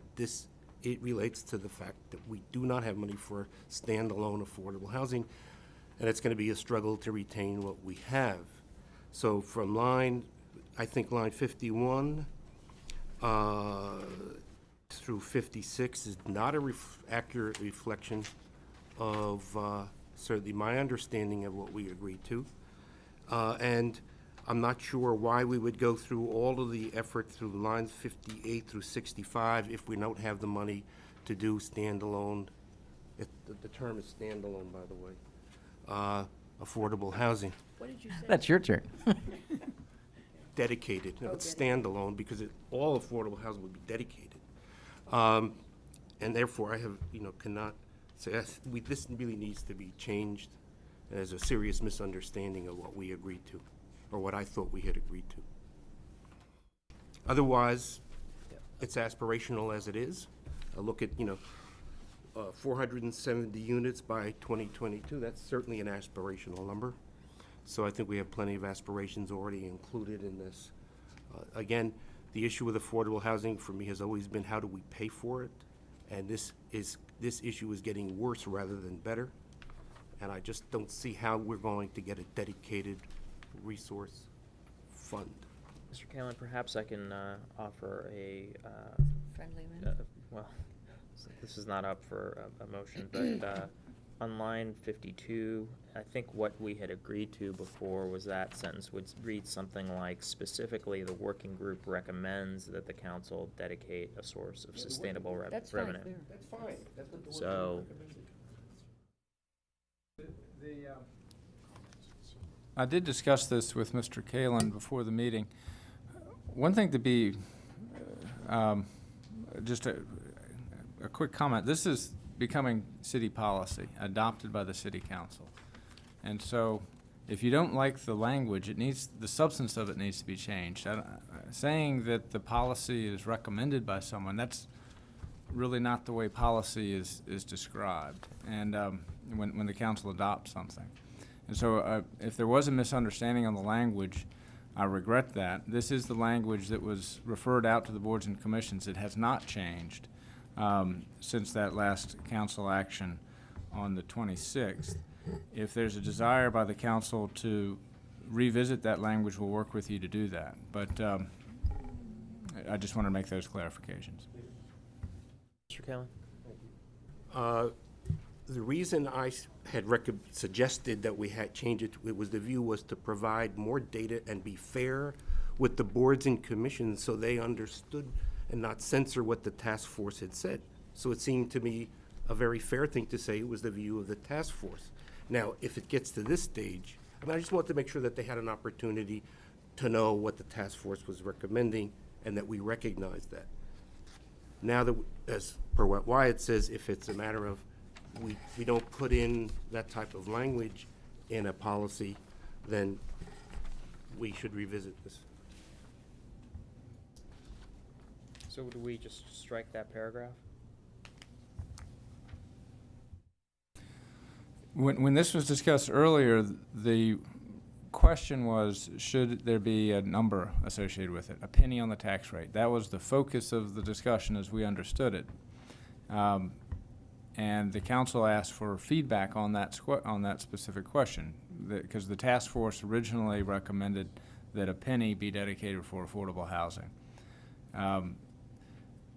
So that is what the boards and commissions tried to provide feedback on. If the council wants to continue to work on this language, then, that's obviously the council's prerogative. And I can read the statement that was sent out to boards and commissions because it did include the work group recommendation. Yeah, I know it said there was a misunderstanding what was to go out. What does it say? It says the working group. No, it's just, It says specifically, the draft policy as originally submitted by the work group was changed to recommend City Council dedicate a source of sustainable annual revenue to the Affordable Housing Fund for the preservation or creation of affordable housing in the city. As an alternative, should the policy dedicate 1 cent of real estate taxes, equivalent to about $300,000 annually, as recommended by the work group? So it sounds like City Council recommended it. that's the way it said. Yeah. Yeah, What? so that they, That's the issue. yeah. As the council didn't We, the recommend council that, didn't recommend it. the working group did. But I think nonetheless, the feedback's the same, that there We believe wasn't, it's a fine idea. nobody thought it was a great idea to add a certain number into that. One additional thing there to explain. Why, this, for me, is, and for the other council members, it's not okay to mislead people to think that we put something in, and this I agree with, if we're going to put in something that we're going to put in a dedicated amount, then you really should do it. If you don't think you can do it, if the body doesn't think it's really going to be available, then it shouldn't be in there unless it's some sort of derivative, as Phil says. If we achieve a certain amount of growth and a certain amount of income, then we can consider. You want to make it a derivative, that's something else, but that's another issue in terms of how you do the numbers. But I think you don't want people to come back every year and be turned down because there's no money. I don't think that's fair to the individuals who are doing the affordable housing and their planning if it's not going to be there. Johanna and I on the Budget and Finance Committee, I feel very safe in telling you we will be in financial stress for the next 3 to 5 years for sure. There's no way around it, and it's going to get worse before it gets better. I just don't know where we are going to get the money to provide a dedicated source, no matter how worthwhile the activity. We can't take money from this and tell the people who have stormwater in their basements that they're going to have to wait while we dedicate money to this. That's not going to work. Other council members? So Mr. Kalin, just so I'm clear, are you proposing that that language be, It's too late, isn't it? well, that's what I want to try to get a sense of. I know that there's discontent, but, Redone or taken out? and we're talking line 51 to 56. Yeah. That's what we're focusing in on. Well, I don't mind the preservation of creation, but we don't have any dedicated resources. Whatever, over and above what you're already getting in your budget. Other council members? So, Can we do you want to just focus on that point? Yeah, or can we I just take a move- minute to focus in on Why don't this you just- before we why don't move? you do alternate language? anybody down the road have any thoughts on this? I mean, what I don't like is the fact that we don't say that there is a dollar figure that we might in some way somehow aim towards. I understand what Mr. Kalin's saying, and I agree with it to some extent, but I would like for the language in the policy to refer to an aspiration that we have a source of sustainable annual revenue dedicated to affordable housing. And I understand that you don't agree with that, but that's what I want. And I understand that you think we can't afford it, but that's what I want. That's another discussion. I'm gonna.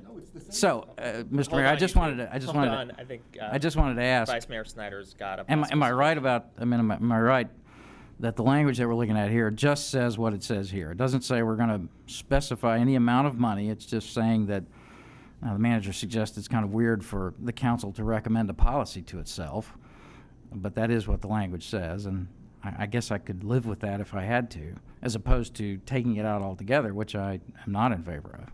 Vice Mayor Snyder. Thanks a lot.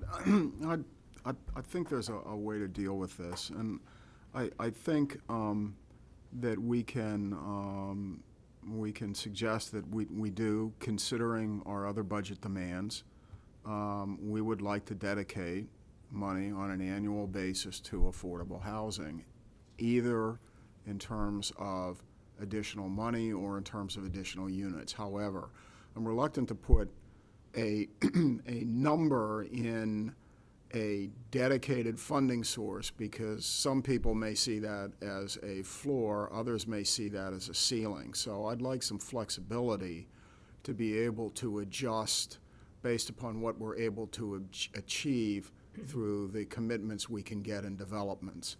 But let me suggest, and I'm willing to propose it and work through with Councilmember Duncan and Councilmember Kalin some language that is short of what's here, but nonetheless does state an aspiration in the context of other budget demands. So if we're willing to do that, I'm willing to work on that. I think we can resolve this. I'd like to frankly move ahead with this rather than tie us up for 3 or 4 more months as we argue over specific language, because I think there's a lot of agreement here. And I'm fine with saying we want to do something about this, we want to include it, but I think the notion of setting up a bunch of dedicated funds within funds overall is not a good practice.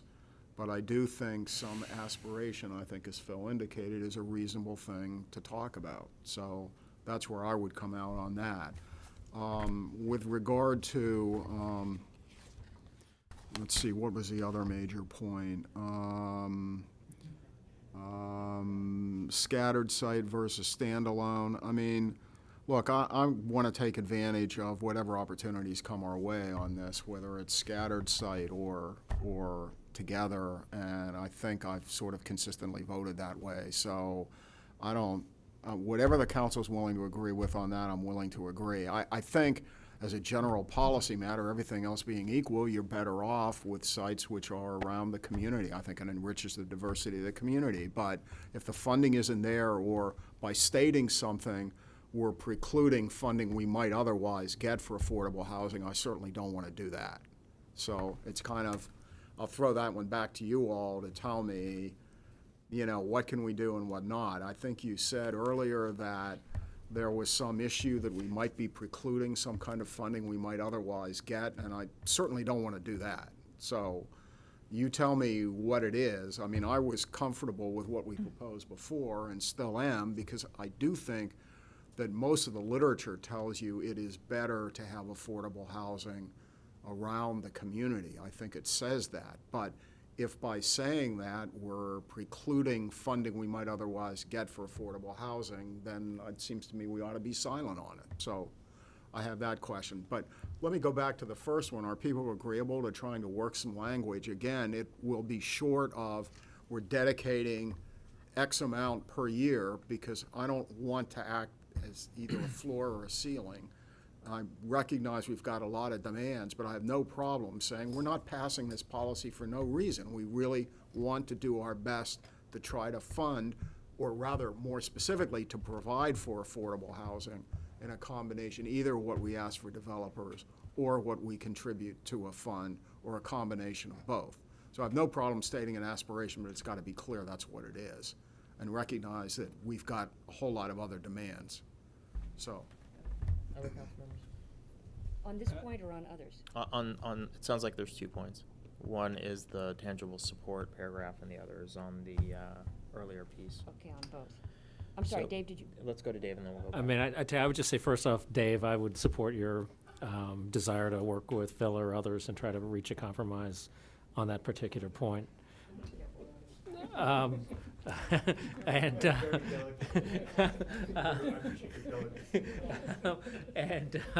secondly, the scattered issue, I basically would agree with what you've said. I think there should be a preference to having units scattered, but I think there are certain instances where it doesn't work. I mean, for example, an existing market rate affordable that may become committed affordable would probably not fall in that category, or a senior housing project, for example, might not as well. So my preference would be to just leave the language as staff has recommended without a stated preference, although I think in general we do want to work towards scattered housing. So anyway, that's my comments. Thank you. All right. Johanna? Speaking as one of the other carbon-based life forms on the, at this end of the table. I want to speak to both points. I'm distressed that the boards and commissions considered these documents with under the impression that council had recommended X. That being said, you know, that ship has sailed. I'm not crazy about hollow language. I'm not crazy about aspirational language in this regard. I have absolutely no problem with aspirational language as to, because I think it's a matrix. A metric. What we want to see in year X. This is our goal. That's not. That's aspirational in an appropriate way. Aspirational language that suggests the city would certainly like to see this and hopes it happens, is to me hollow aspirational language. So I'm not so if what we're trying to get to is a useful solution regarding financing, I'm happy to do that, but I'm not crazy about just putting sort of, you know, the hollow language that in fact isn't even aspirational. It's just sort of you know, value neutral. So that's how I feel about that.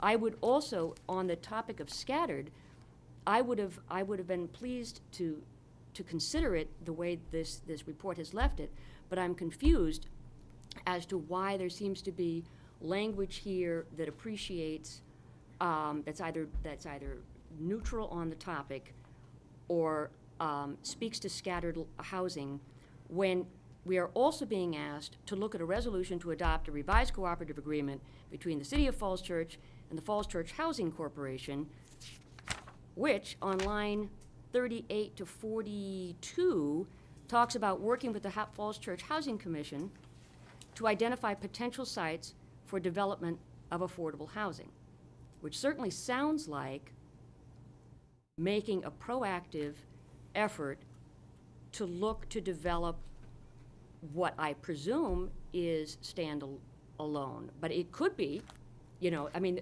perhaps this language seems more directive than it is, but I'm confused as to why we have one document that seems to speak fairly clearly to looking proactively for opportunities to develop. At the same time, we have a document that says we are looking to be appropriately entrepreneurial and find not only preserve what we have, but find opportunities to look within new mixed-use housing, et cetera, et cetera. So I'm confused as to why these two documents are being considered on the same night when it seems to me they speak to a different trajectory. Well, just to answer that, one of them speaks to the role of a housing authority. And since the city doesn't have a housing authority, the housing corporation can take on some of those roles, which is different than the way we look at the policy in general and look at affordable housing in a more general way. Okay. Other council members? All right, so I'm gonna try to I don't know if I can summarize this at all, but let me just throw in my perspective. You know, on the tangible support, if it's factual statements, I'm okay with it, certainly. But once it comes to council making decisions about dedicated sources of revenue, as long as there's a clear understanding that that has to be based on all the other needs, how you draft that language becomes very, very difficult.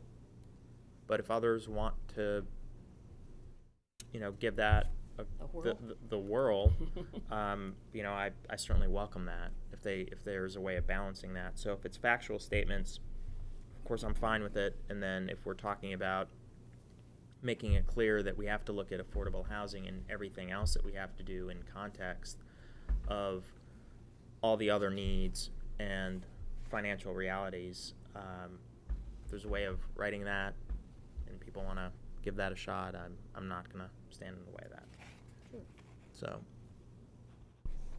I'll be glad to talk with Dave and Phil about it, though Wyatt has already taken out the number, so there's no number in there now. So we can discuss along the lines that Nader mentioned, but I don't know what the outcome will be, but we can give it a shot.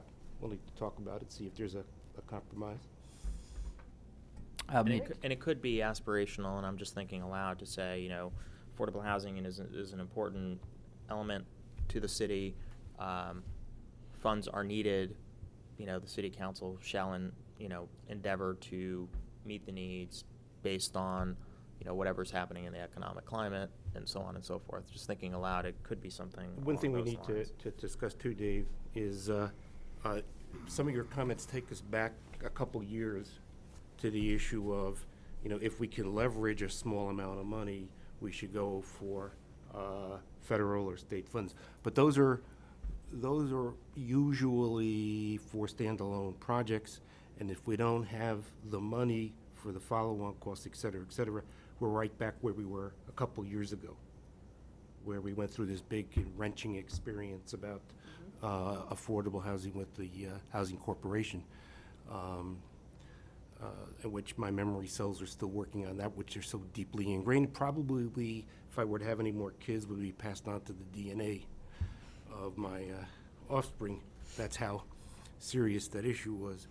So we can talk about it, but again, unless you can figure how we define Well, you the laws know, of gravity. Mr. Mayor, I'm willing to save everybody a lot of time, and I know it's cumbersome to negotiate these things 2 on 2, and it's really not the way that we should do things if we can avoid it. So, I mean, the tenor of my initial comments was that I'm not happy with the fact that we don't dedicate even a penny, but in the context of all the other recommendations, I can live with this language. I can live with the language on line 52. And now the manager suggests it's a little peculiar, but nonetheless, I could live with language that says the policy recommends that City Council dedicate a source of sustainable annual revenue to the Affordable Housing Fund, period. I can live with that. As long as the recommendations from staff on the other issues are what they are, I'm okay going forward with the document as it's expressed here. If that, I mean, I appreciate Mr. Snyder's efforts, but I'm not trying to make this more difficult than maybe it seems to be. And I will just note that at work session on November 5th, before the council acted on this language on November 26th, the council debated this clause, and this is the language actually that was worked through. I think staff proposed one draft that was changed with council input to produce this sentence. So we've gone through this process before. We can certainly do it again, but it certainly has not had a lack of attention. So, Yeah, I think it was a misunderstanding about what was agreed to why. That's all I'm saying. so just focusing in on the language, just to clarify it, do council members still have an objection in what's line roughly 51 through 56 that they would like to take a shot of addressing? Mm-hmm. Let's take a Is shot. that what I'm hearing? Okay, so I would say that I'm satisfied with the language as it is, as long as it's accepted in the context of the overall staff recommendations on the whole policy. And just take this whole thing out. I mean, Barry? does this language, it doesn't commit us to any action that Right. Mr. Kalin objects to as the language is stated now. I think Ms. Berry? I think the issue is that this language regrettably represented a decision that City Council actually didn't take. So I'm wondering if it's possible to state, as the mayor suggests, the factually obvious, which is the city needs a dedicated pool of resources to take action when opportunities arise, blah, blah, blah, blah, blah, blah. Simply take out the language starting with the word specifically and end with the word fund. Because it is factually true that we need the money. That states it. I think the where we're getting wrapped around the axle is the city council dedicate, the policy recommends that the city council dedicate blah, blah, blah, blah. Well, the policy recommends, it does not mandate, it So does why don't we not just start with the obligate. city needs a dedicated source of funding? It's not like Punto. it's not like the fund within a fund that we talked about creating for stormwater management, where we are obviously mandating a funding mechanism for a policy approach. This is not doing that. This is simply saying, because of I guess let's you see what I'm just saying? let's just. I think if we are, I'm going to put it on council members who are pressing on this language. The language that we're talking about and debating, and Ms. Berry, thanks for raising it, has to do with specifically the policy recommends the council dedicate a source of sustainable annual revenue to the Affordable Housing Fund. So if council members are going to want this in there, they need to be ready at budget time to look at this policy and try to fill it. Oh, And I think okay, that there's that's some fine. council members who knowing what's happening down in the budget and what the needs are, dealing with the transfer requests that we're getting, stormwater, IJ agreements that we know are hitting us hard, are concerned about putting this into a policy, knowing that we're not going to be able to get there. At this stage, And I think removing that language still has the clear stated fact that the city needs a dedicated pool of resources. So it still states the factual issue. I can support that. So, obviously my attempt to concede was not successful. So I would go. You guys just don't know how to take yes for an answer. So I'm going back to Mr. Snyder, who seems to have some ideas about this, and he has much more seniority and knowledge than I. So I defer to him on this. Mr. Snyder. Could you take that language out? So I guess the question is, if we can focus in on that sentence, can council members get their head around and support the deletion of that sentence?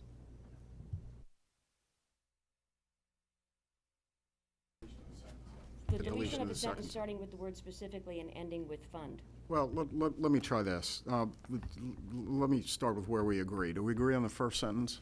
Yep. Good, okay. We're there. See, we're already making progress here. All right, then the next sentence seems to be a problem, so, and then the third sentence, do we all agree with the third sentence? And, Yep. and the final And the one. fourth sentence? Yep. Okay, so the second sentence is what we're working with here. So, the issue seems to be, a dedicated source of sustainable annual revenue. So why don't we say specifically the policy recommends that the city council dedicate annual revenue to the Affordable Housing Fund?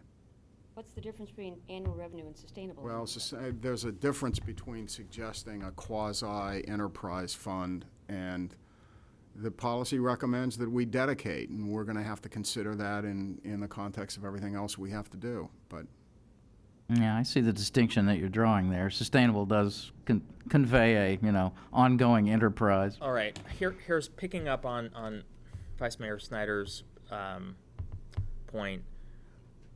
What about the council should consider dedicating a source of annual revenue to the Affordable Housing Fund?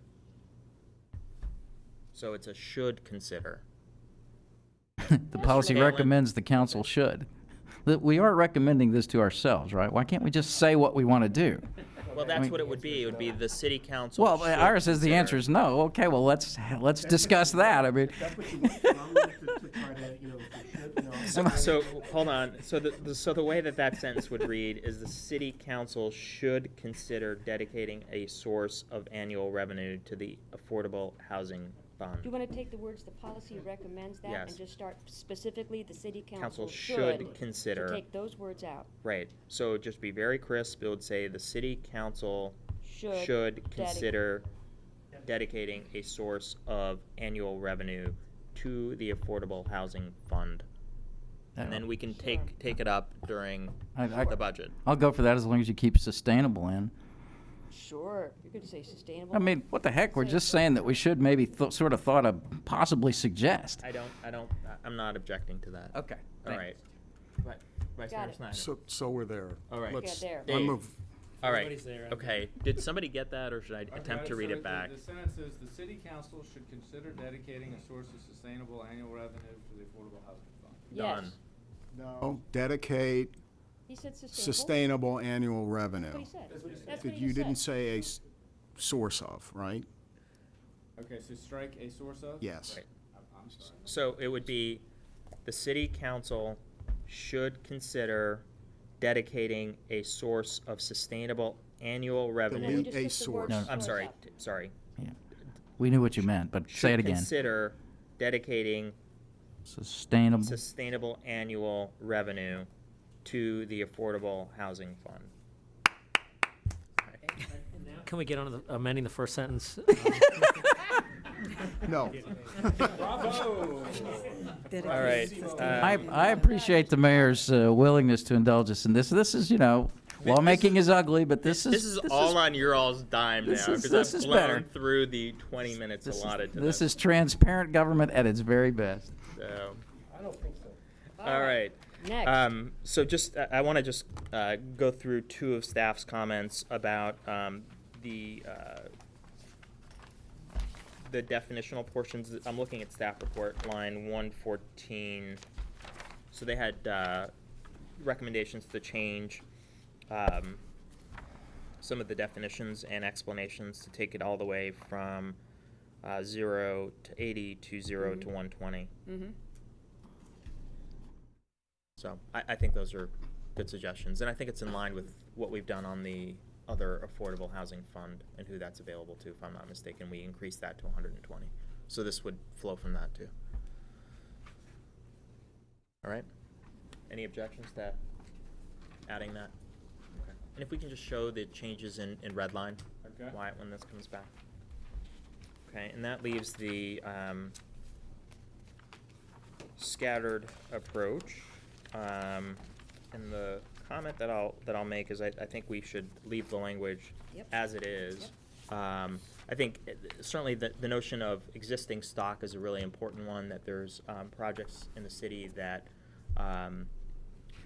that are standalone projects, and I think nothing in the language would preclude us doing that. And I don't think there's anything, if we chose, for example, to secure grant monies, that in this policy would say, no, we can't go after grant money to support those standalones. It just merely states a preference as we move forward.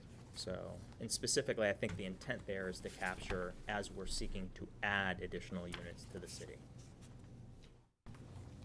Mr. Kalen? Fine. I would just add that when it comes to the budget time, and there's a request for dedicated or funding for this, I will specifically ask that individual to explain how they plan to fund it and what they're going to ask somebody not to get to do this and justify it. So please note, be grilled to within an inch of your life. I'm already feeling like I'm skewered. That's why I like sitting close to you, because it's always real warm over I think here. Phil's already thinking about how he's going to deal with that. I know. question Thanks for when the it comes advance up. notice, but I thought we were off of that sentence and on to, I want to talk about 27 through 29, and I want to follow the staff recommendation. One of the reasons I was so agreeable on the first sentence there, second sentence, was that I want to stick with the staff's recommendations as they came to us for all the reasons that Mr. Tarter and Mr. Snyder referred to. So I would like for us to continue to discuss that, I suppose, also, because we're not going to resolve it tonight. All right, other council members? I had a question.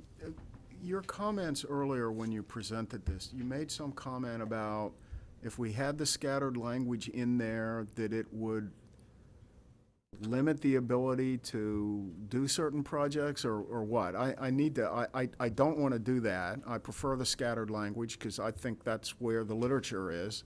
Correct me if I'm wrong. Everything else being equal, let me ask you a question. You're the experts. Everything else being equal, where do you want affordable housing? Do you want it all in one place, or do you want it spread throughout the community? Right. I agree with you on that, but everything else being equal, where do you want it? How do you want it? What's the I've read some literature saying you want it around the community. Well, what you're asking is if the opportunity, I mean, I can't imagine a situation that you're presenting right here. So a new development comes in and say we have one building. Would we want the sites scattered throughout that building or lumped together? Of course, we would want them scattered throughout the building. If there was an opportunity to redevelop a project and create affordable housing units, those would all be in the same redevelopment area. I mean, there's not going to be Let's take this. If you had X amount of money to spend on affordable dwelling units, would you put all that money in one place, or would you scatter the units around the community, ideally? Which would you do?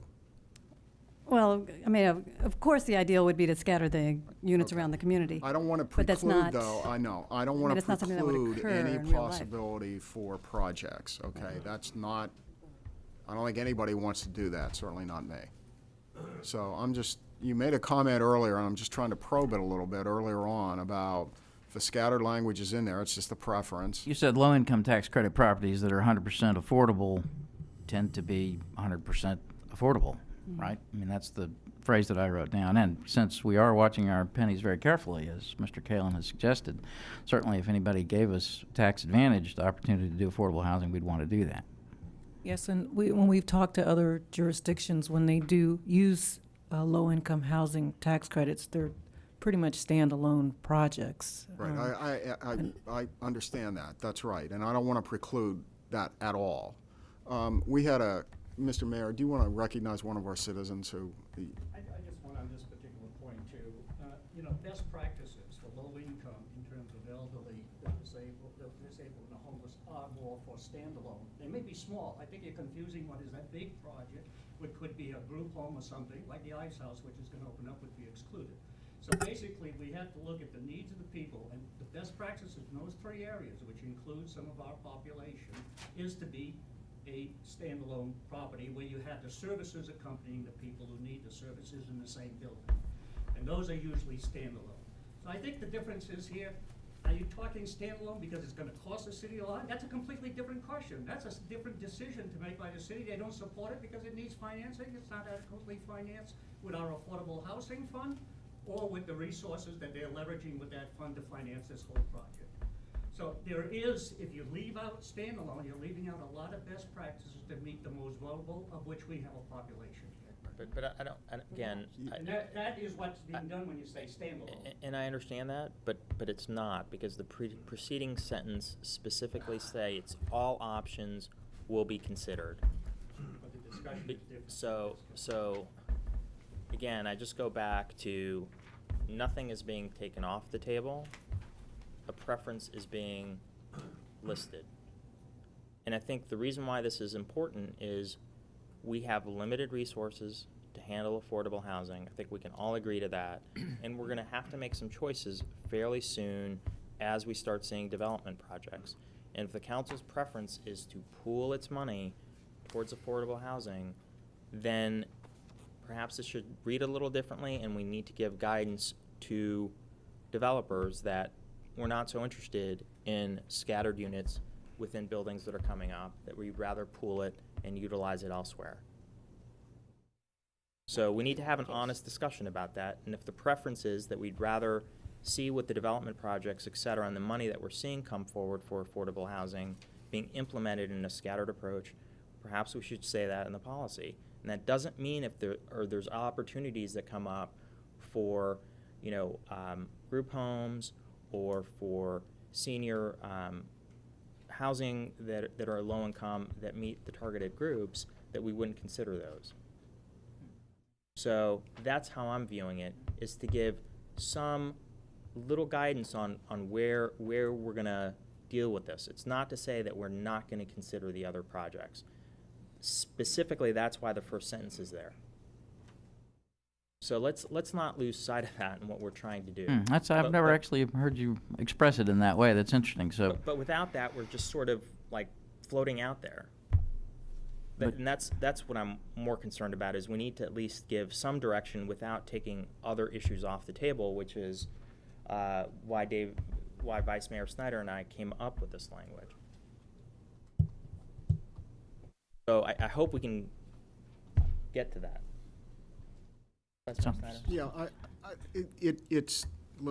let's go from what the intent is. The intent is to use whatever, to maximize the end result with affordable housing. It's not to preclude scattered or in together, whatever the phrase is for that. I think the idea here is to, the preferences for scattered be simply to encourage us to try to get it with the development, if we can, but recognize that there are other sources of funds and other ways to do this. I think the technical comment is there's some types of this housing that you don't want scattered, so we need to deal with that issue somehow. So we don't want to say we prefer scattered if the effect of that is to say there's certain types that we won't do, because you can only do those if you put them together. I don't think anybody intends that. So. And I think the clear direction to staff, keeping the language as it is with the preference, is that if there's a project that meets a need, bring it forward. If it's a group home, whatever qualifies under the rules, that's something that should be considered. So but it's, that's again, what not you to say when you preclude say those. it's important to consider all options for increasing the supply. Yes. I mean, I guess Absolutely. I'm not really seeing what the last sentence adds to it, except you seem to be saying something about a funding mechanism, which was interesting, but it's not how I think most people read that language. Other council members? So I'm trying to look at it through the eyes of a builder, a developer, a financer who's looking at Falls Church's affordable housing policy language and wants to know, what do they want to do in Falls Church? Well, it says right here they have a preferred strategy. But what I'm hearing you say is, we do, but we don't in these instances. And so why make it more complicated? Why raise the question? Why raise the doubt? Why do we go on and on? Well, You certainly could ask that question, but why do we go on and on? because here's the question that we're left with. We've got development projects that are coming forward. We need, hopefully they will include affordable housing in one fashion or another. One option would be we're going to pool resources and look for a project, and another one would be we want to utilize the 6% in this mixed use. What's the preference of the council? My preference, as I've expressed before in these types of situations, is to use the 6% in scattered throughout the city. That does not preclude staff coming forward and saying, we've got a need for a group home, here's an ability to do this. It may or may not need money on the part of taxpayers to support it, but here's the project. This policy doesn't preclude that from happening.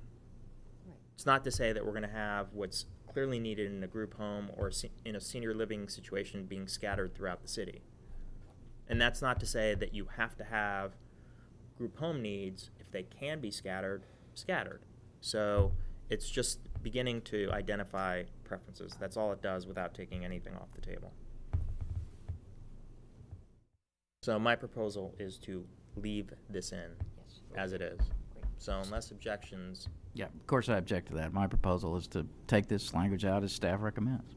Can we, let's probe this a little more, since we want to talk about this tonight as opposed to negotiate, which I'm more than willing to do either one, believe me, it's late. Let me try this.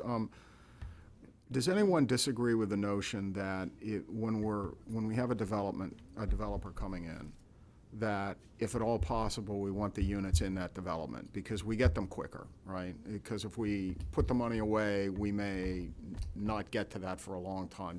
That's your really intent, isn't it?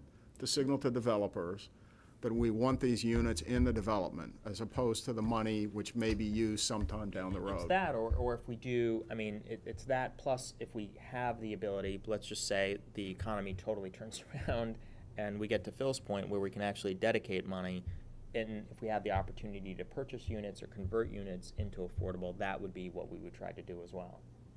So it's not just the development situation, but if things do turn around, and we could also seek to purchase units or convert units, whatever the right language is for that.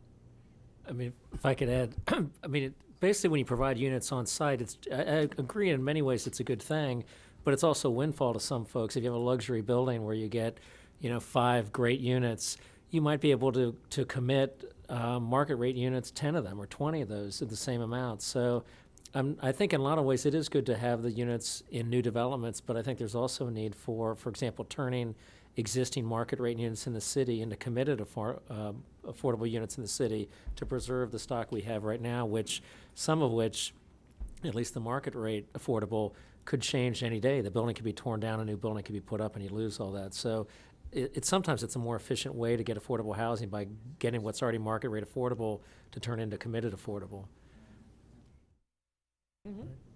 So if some developer came in and instead of dedicating 6 units whose market value would be $3 million, we'd get $3 million to convert or preserve units in Merrill House or name some place that would give us 20 units. I mean, that, again, to me, that falls under the category of it's important to consider all options. I mean, if we were going gangbusters on this and building affordable housing units left and right, it wouldn't make this wouldn't be an important discussion so much. But because we are not really doing any much better than treading water, I just don't think we should say anything that suggests that we have a all worked out strategy for how to achieve the policy goal that we all want to meet. Therefore, let's consider all options.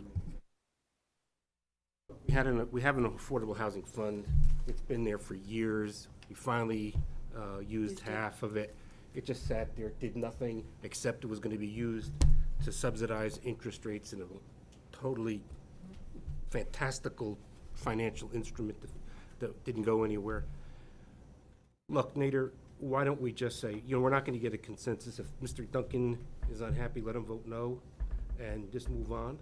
I don't think we're going to get everybody on board, and I don't think that's necessary. So let's just, I like the way you ended it. Just end it there. If he wishes to vote no at the council meeting, that's his prerogative.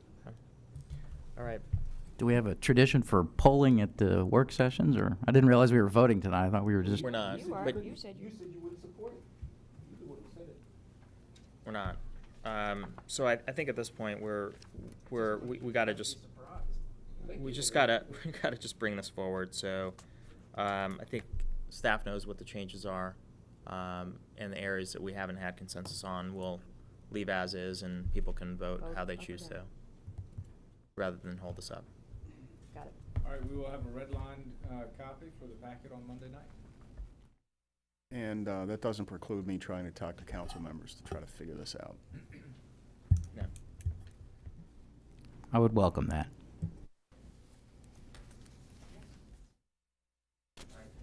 The next item is the Falls Church Housing Corp. Cooperative Agreement.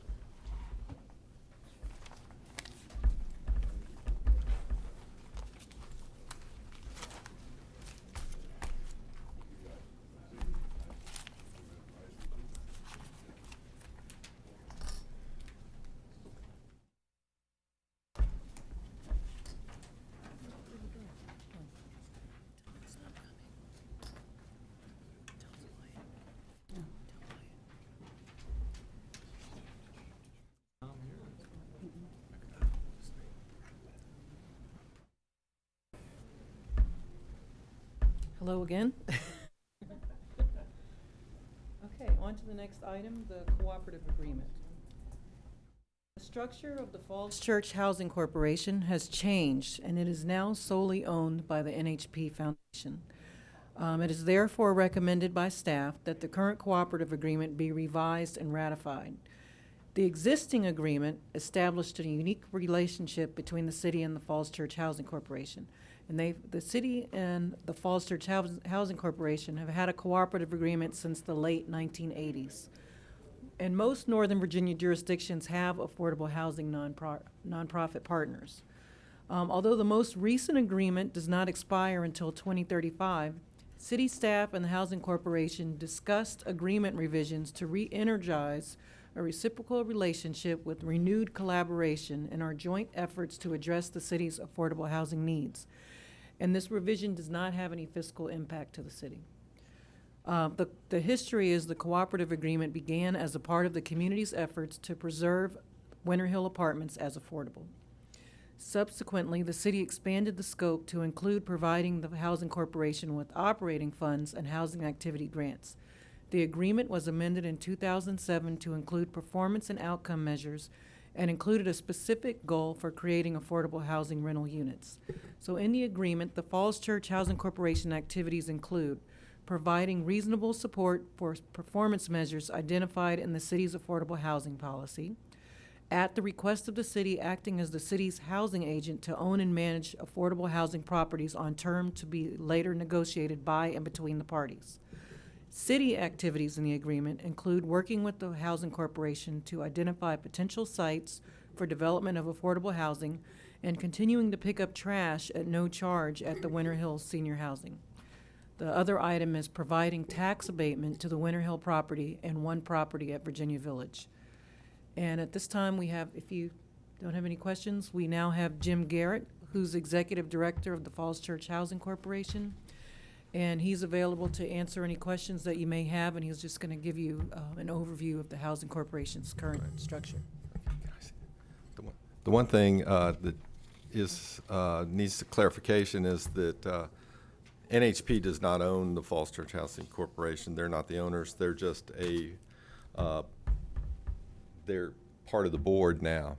There's 7 board members, and there's 4 board members from NHP and 3 members from the City of Falls Church, carryovers from the old board.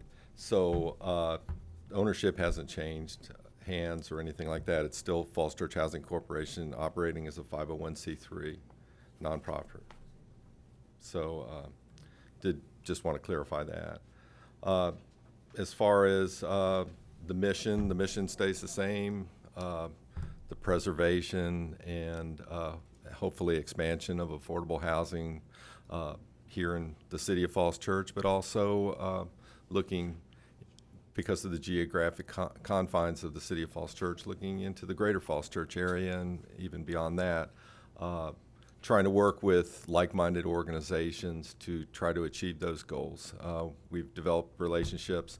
In my prior role over in Reston, I interfaced with a lot of different nonprofit organizations that were interested in affordable housing. So we're continuing to work with the various groups that do that to see if there's opportunities to do some collaborations.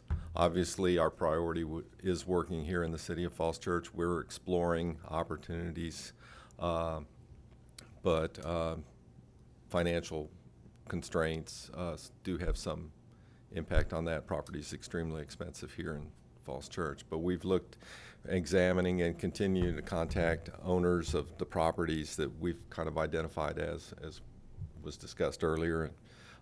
The properties that have historically been affordable, market rate affordable properties. So I guess just open it up to questions if you have any, or any clarification or anything like that. Council members, any questions? Mr. Duncan? Thank you. Just on line 364, FCHC shall submit its proposed fiscal year revenue and expense budget, et cetera, outcomes, along with an annual report by January 1st of each year.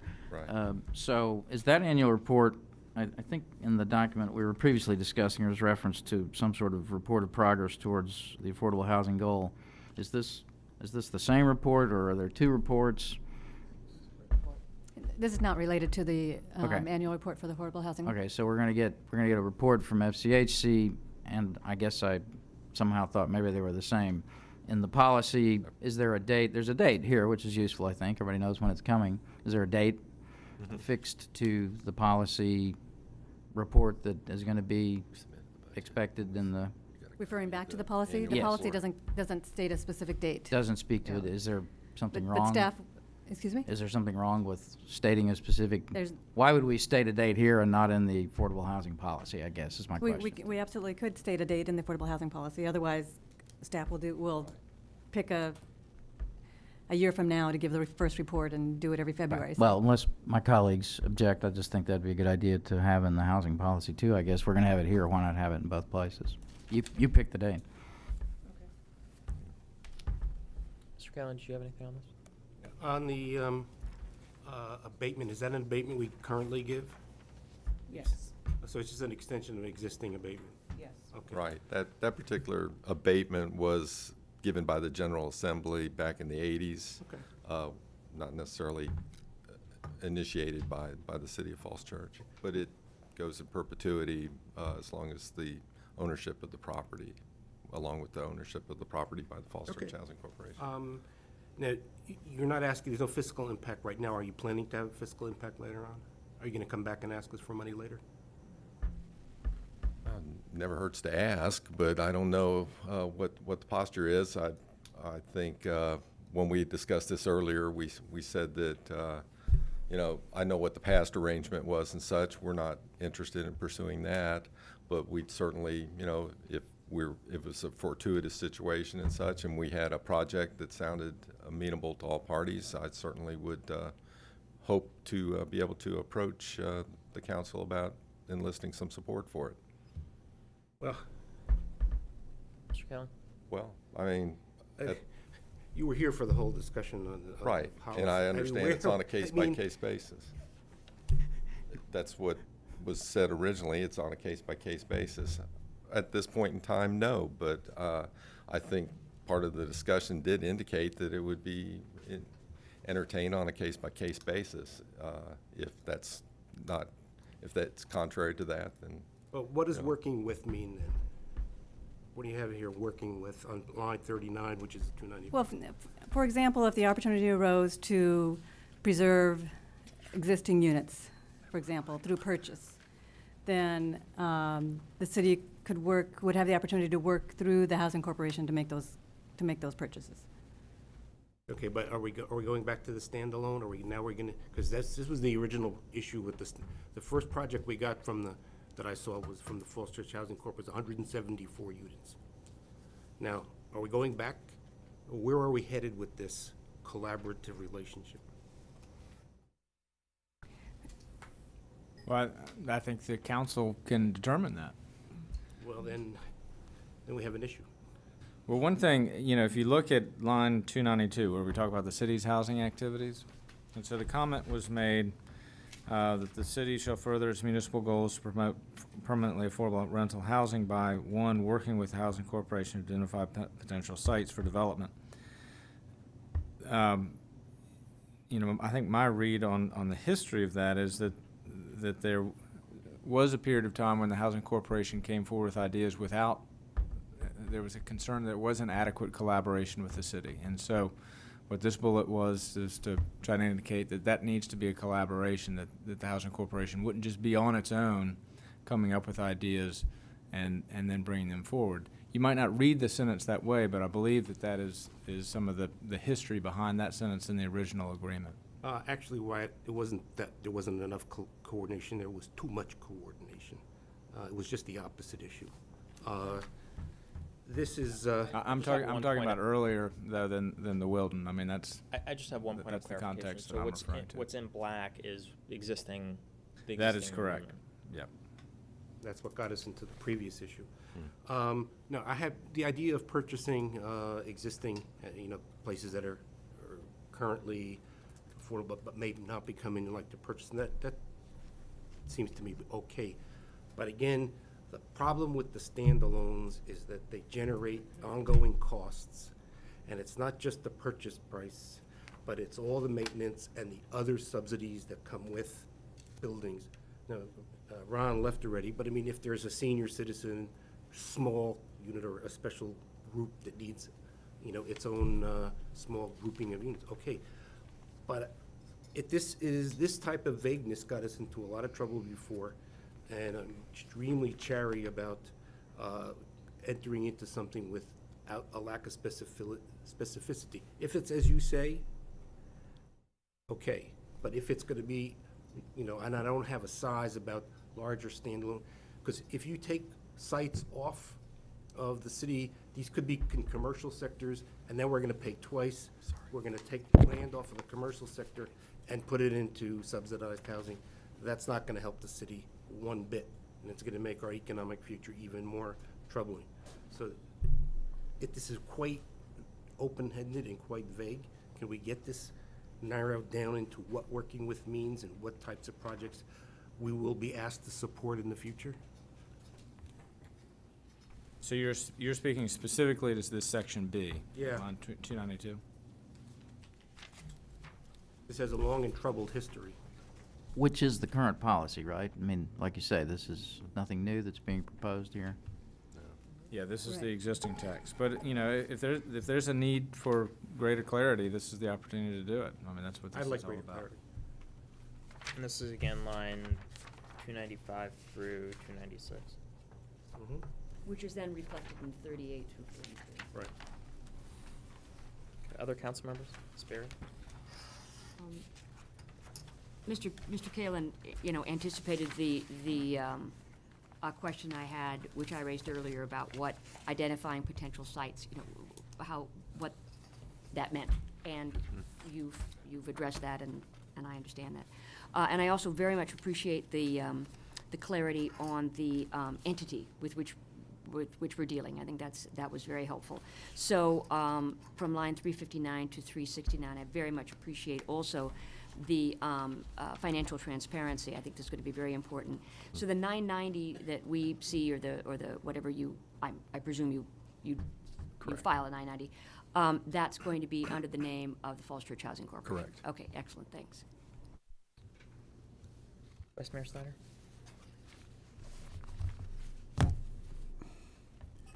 I'm relatively content with this agreement.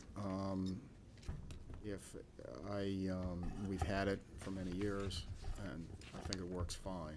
And with regard to the Wilden, I continue to believe that project was in the public interest, and it was a serious mistake to reject it. So we have that continued disagreement, and that's there, but we need to move forward. So I think this policy is reasonably okay. I don't want, and I think this goes to Councilmember Kalin's point, he doesn't want unreasonable expectations raised because we do have a difficult financial balancing, and I think everyone knows that. So maybe there's some language there that can express that some way, but, this is an arrangement that worked well for 20 years or more with a housing corporation, and I think we ought to continue to have it and apply a rule of reason as we go forward. Mr. Charter? I don't have anything to add. Anything else before we move on. So I'm hearing some comments, and that was just on that single paragraph. So if staff can give that some thought with Falls Church Housing Corp. About what options and alternative language could be. Okay. I think just the way folks are reading that, potential sites, I think we're thinking about large-scale projects where it could be, you know, purchasing units. That could be one way of defining sites. Okay. Different language at that point. It would have to carry over in the staff report, so it would be in two places. May I make just one comment, please?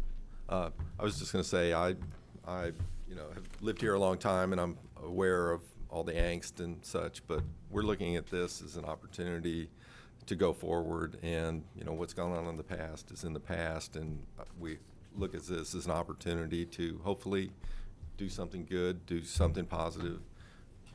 We have a good relationship with the staff here and such, and just want to look at this as being an opportunity and, to go forward.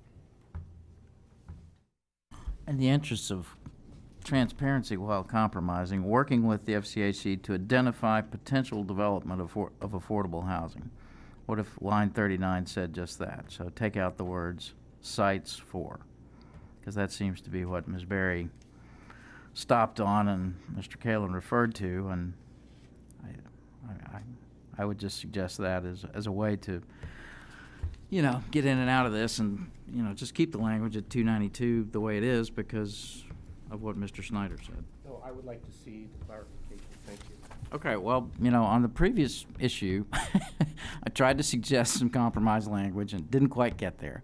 I'm trying to suggest it again, and, I'm not getting there again. Phil, what was the language you're proposing on? 39, you said identify potential areas, potential opportunities. What did you say, Phil? I just take out, sorry, turned the page away again. Working with the FCHC to identify potential development of affordable housing. Take out the word sites for, because. Yeah, and you would carry that in line 95 or 295 as well? Potential, yeah. Same language, sure. I'm all one for compromise. I think that Works for me. works. Mr. Kalin? Well, go ahead. I will vote against it. Didn't I say that? Mr. Mayor, I love that smile you gave. Oh, boy. And I don't want to complicate things, but we could add to identify potential development of or preservation of affordable housing. Preservation is in terms of the strategy. You have inclusionary zoning, which is the one prong, and preservation being another key prong. I think the manager, if we sat here and said, what might we do in the next, 5 years, it probably is something like what Mr. Tarter said. We're going to take the money from some big development and plow it into preserving multiple units in an existing development that is getting ready to go south on us. And I think from a policy view, that may be one that's fine. But it's the additional units that are the concerns that I think have been laid out. And I think that's why this ties back to what policy preferences we set. So if the policy preference is, to preserve and how we do that, if that's a standalone, so be it, as long as the money's there, as far as I'm concerned. But if we're talking about adding to the stock, then we really need to be looking at dispersing. Could be that the compromise language that Mr. Snyder's going to work out lies somewhere in the vicinity you're talking about there. So Willing to work on it. So, and it's really some of the issues that we've hit on is limited resources, one, and two, limited land mass that's residential. If it's already residential and we're seeking to preserve it, that's one thing. But if we're talking about utilizing commercial areas, I think that's where it gets very troubling. I'm nodding this way, and Mr. Kalen's nodding the other way, but I hear what you're saying. All right. Thank you very much. With that one change, is there any further work on that section B that is solved? That's too general for me. I like the preservation, but I'd say if it was something like with a the view to first priority would be preference for preservation. Mhm. And then the other thing, I'm okay, but they're not co-equal to me. So, up to you guys. Can we focus, I mean, I think this is important because Falls Church Housing Corp. Has a mission, and they are our affordable housing arm. So if we can just spend a minute on this, I think Mr. Kalin raises a good point. I think we're at the point of really trying to preserve our stock as one of our main priorities. So if that's where the council is an issue of policy, I think it would be important for the Falls Church Housing Corp. To know that. And that's where we try to go after, as Mr. Tarter said, sort of, bang for the buck, because the units are already obviously built. And if we can acquire them one way or the other, Falls Church Housing Corp. Can acquire them. I would just make one suggestion. I think the policy is strong on that. That's what I'm It's- saying. And so this would just track the Housing that policy. Corporation needs to follow that policy. Right. I do think that these two things on the city housing policies, 1 and 2, are meant, as I read them, 1, Housing Corporation don't run off and dream up a development scheme without bringing the city into the discussion. That's what 1 was meant to say. And 2, which actually might be, a bigger deal, what it says is if the city were to try to initiate an affordable housing project, the Housing Corporation would be given preference as its partner. That was kind of the symmetry of those 2 points.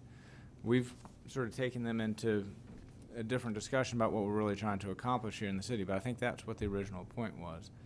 I just offer that. How does that help us? Well, we focused on this question of do we want to develop potential sites, period. What it was really intended was if you're going to go out and develop potential sites, bring the city into the discussion. That's really what that sentence was attempting to get at. I believe in the history of the agreement. And thank you for the verbal explanation, but as Samuel Goldwyn said, a verbal agreement isn't worth the paper it's written on. Well, I guess one of the things that's relevant on it is if my interpretation is correct, that's really what it's all about. Maybe this language isn't as clear as it needs to be. No, I'm a big believer, you will eventually maybe these- move on, we'll all move on, and the only thing that's left is the written word. That's what's gotta be clear. The explanations over the table are interesting, but they really it has to be clear in the document that will survive the people who are providing or receiving the data. Mr. Mayor, could I ask Mr. Kalin what points he wants clarified? Maybe that'll help us move forward. Well, for example, if it's preservation is the thing that we would like to work on, then say that. If you were thinking about more elaborate projects, then we'd have to discuss that. But I think preservation is a very desirable goal. I don't want the housing stock to decrease from what we currently have. Just don't want us to go beyond what we can really bear. Mm-hmm. So can we try to make that point in 295?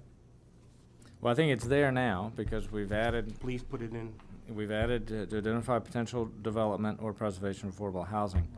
I was just offering. That's where we just ended that. How are we on that? I agree with that. Okay. That's where that sentence ended 5 minutes ago. Ms. Barry said she was okay with that. And I guess, and maybe we shouldn't belabor it anymore. My point is, that's not particularly clarifying, because what this sentence really means to say is, Housing Corporation, don't go off and do things by yourself, bring the city into the discussion. And we're sort of loading it up with policy that is not really intended in the sentence. That's my point. Why? Can you read the sentence? Okay, so now what it says is, working with the Falls Church Housing Corporation to identify potential development or preservation of affordable housing. Is it potential development or is it? Yeah, I mean, I don't. Expansion? I would just say I would submit that we ought to get back to that original meeting, which is Housing Corporation don't go around trying to develop in the city without bringing the city into the discussion, and we could rephrase it so that it's more clear on that point. Why, I'm sorry, that's not accurate. The problem was before is that the city was too involved, and we were getting daily, or weekly updates on what the city was gonna do to accommodate the Falls Church Housing Corporation. I remember, and we couldn't even track the number of changes that were coming in. That wasn't the problem, that we weren't looped in. It was over looped in, and there was no separation between the two. That was the problem. All right, well then, that there's a different point of view on the point of what one is all about. So it sounds like where there is agreement is that one should be focused in on preservation of units, Right. right? Yeah. I think we all agree that that's Whoa, where whoa, we're whoa, at. whoa, hold it. We're taking development out? No, I don't agree with that. Jeez Louise. Okay, so Can we just have development or preservation? I mean, that's a simple statement. I mean. Then I want to know what type of development. Well, I understand the desire to nail things down for all time, but I think it's important that policies retain some degree of operational flexibility because times, people's attitudes, membership of councils, change through time. They can come back. And, therefore, I offer the compromise that enshrines the notion that we both want to add new affordable housing if we can, preserve what we've got where we can. It seems like a reasonable middle ground. It's not a middle ground, Phil. It's what you want. It's not a compromise. Okay? You're just pushing your point. There's no compromise here whatsoever. I think this is going to have to come back. I don't think we're ready to, and it's getting pretty late.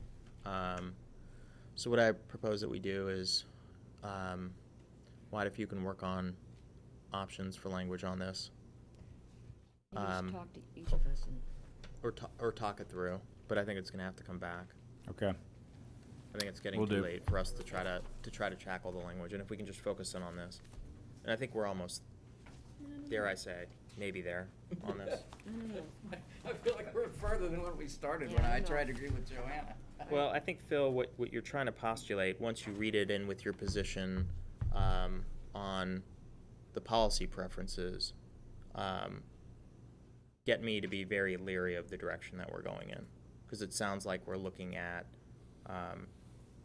development projects that are standalone on commercial properties without identifying where those are, but having it enshrined in a policy statement and in a resolution that sets up a cooperative agreement. So you're going to quickly lose me if you put the 2 and 2 together, which is where I'm hearing you're going. So the language on line 295, as it's stated, you have problems with also. I think it could be. I was better trying to drafted. broaden it and make it more appealing to I try. wouldn't say that I have issues with it. I think it could be a little bit more precise, but for me, it's very dependent on what the policy views are and where the policy is. So my only point to you is the way you've drafted it, knowing what your policy preference appears to be, I find troubling. Oh, okay. Well, I was trying to, reach out to Joanna's concerns and. No, and I hear you, Phil. And taking the 2 apart, I think that it is a good compromise, but putting the two together is where I've got the difficulty. I don't know if others do, but I think we need to try to work through that language on the cooperative agreement before coming back, unless members want to put that forward for next week. I don't think we're ready. I don't think we're ready. Others? Anybody think that we are ready? No. Okay.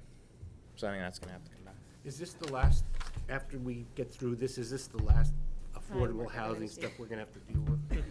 Tell me it's the last. Oh, I step. hope not, certainly. Please, It's no Nancy. more the last time than we're going to deal with water or. Could you let her answer the question, Phil, please? I can tell you, I've been to many meetings with her I lately. know you go to a lot of meetings, I but do, could you let and her I'm answer the sure. question? This is the That's why last we- policy document that we have For this year? for this month. At least for this. How about for tonight? It's appropriate this comes during Groundhog's Day. All right. Why don't we take a brief moment for council member comments and schedules? And I have one thing I wanted to just note. Yeah, I gotta go too. Okay. Any other council members? Just one thing I wanted to clarify, and it's unfortunate that we've lost Mr. Benton. At least I do not see him. Hopefully he's listening to this tape. But I just wanted to clarify for the public and certainly for the council members. Unfortunately, there was some reporting in the Falls Church news press that would lead one to believe that there was an apology asked for and given regarding the letter that Mr. Shields signed on behalf of the council and sent it forward. I'm here to assure the public and the council that there was no apology asked for, nor any apology given. I believe that there was some possible editorializing that was going on, but I haven't listened to the tape either of the school board, so I'm not sure exactly what happened there. whether it was a statement put in by the news press or if it's in fact something the chair of the school board had said. But I just wanted council and the public to know there's no apology asked for nor given. So, and we tried to clear that up with Mr. Benton via email and a phone call, neither of which was returned that evening online before it went, or at the time it might have been going to press. So we did try to alleviate it, but to no avail. I'm just looking at the schedule here. Did we move the February 25th meeting to the 27th, or is that, didn't we move a meeting? Yes, Kathy was trying to poll everybody. Was it March or February? It was March. I beg your pardon, That's okay. right. So down on. I beg your pardon. March 27th, That is now on, Yeah, March 27th. Wednesday. Okay. I don't think everybody's chimed in with Kathy. Is everybody available on that date? I chimed in after. Okay, great. So it sounds like the 27th is a go. And I'm not available on the 18th work session. March. 18th. March. Is the EDC meeting this Friday? Okay. No. No, we don't have, I don't think we have. I can talk with you, no, there's not one scheduled, we generally go every other week.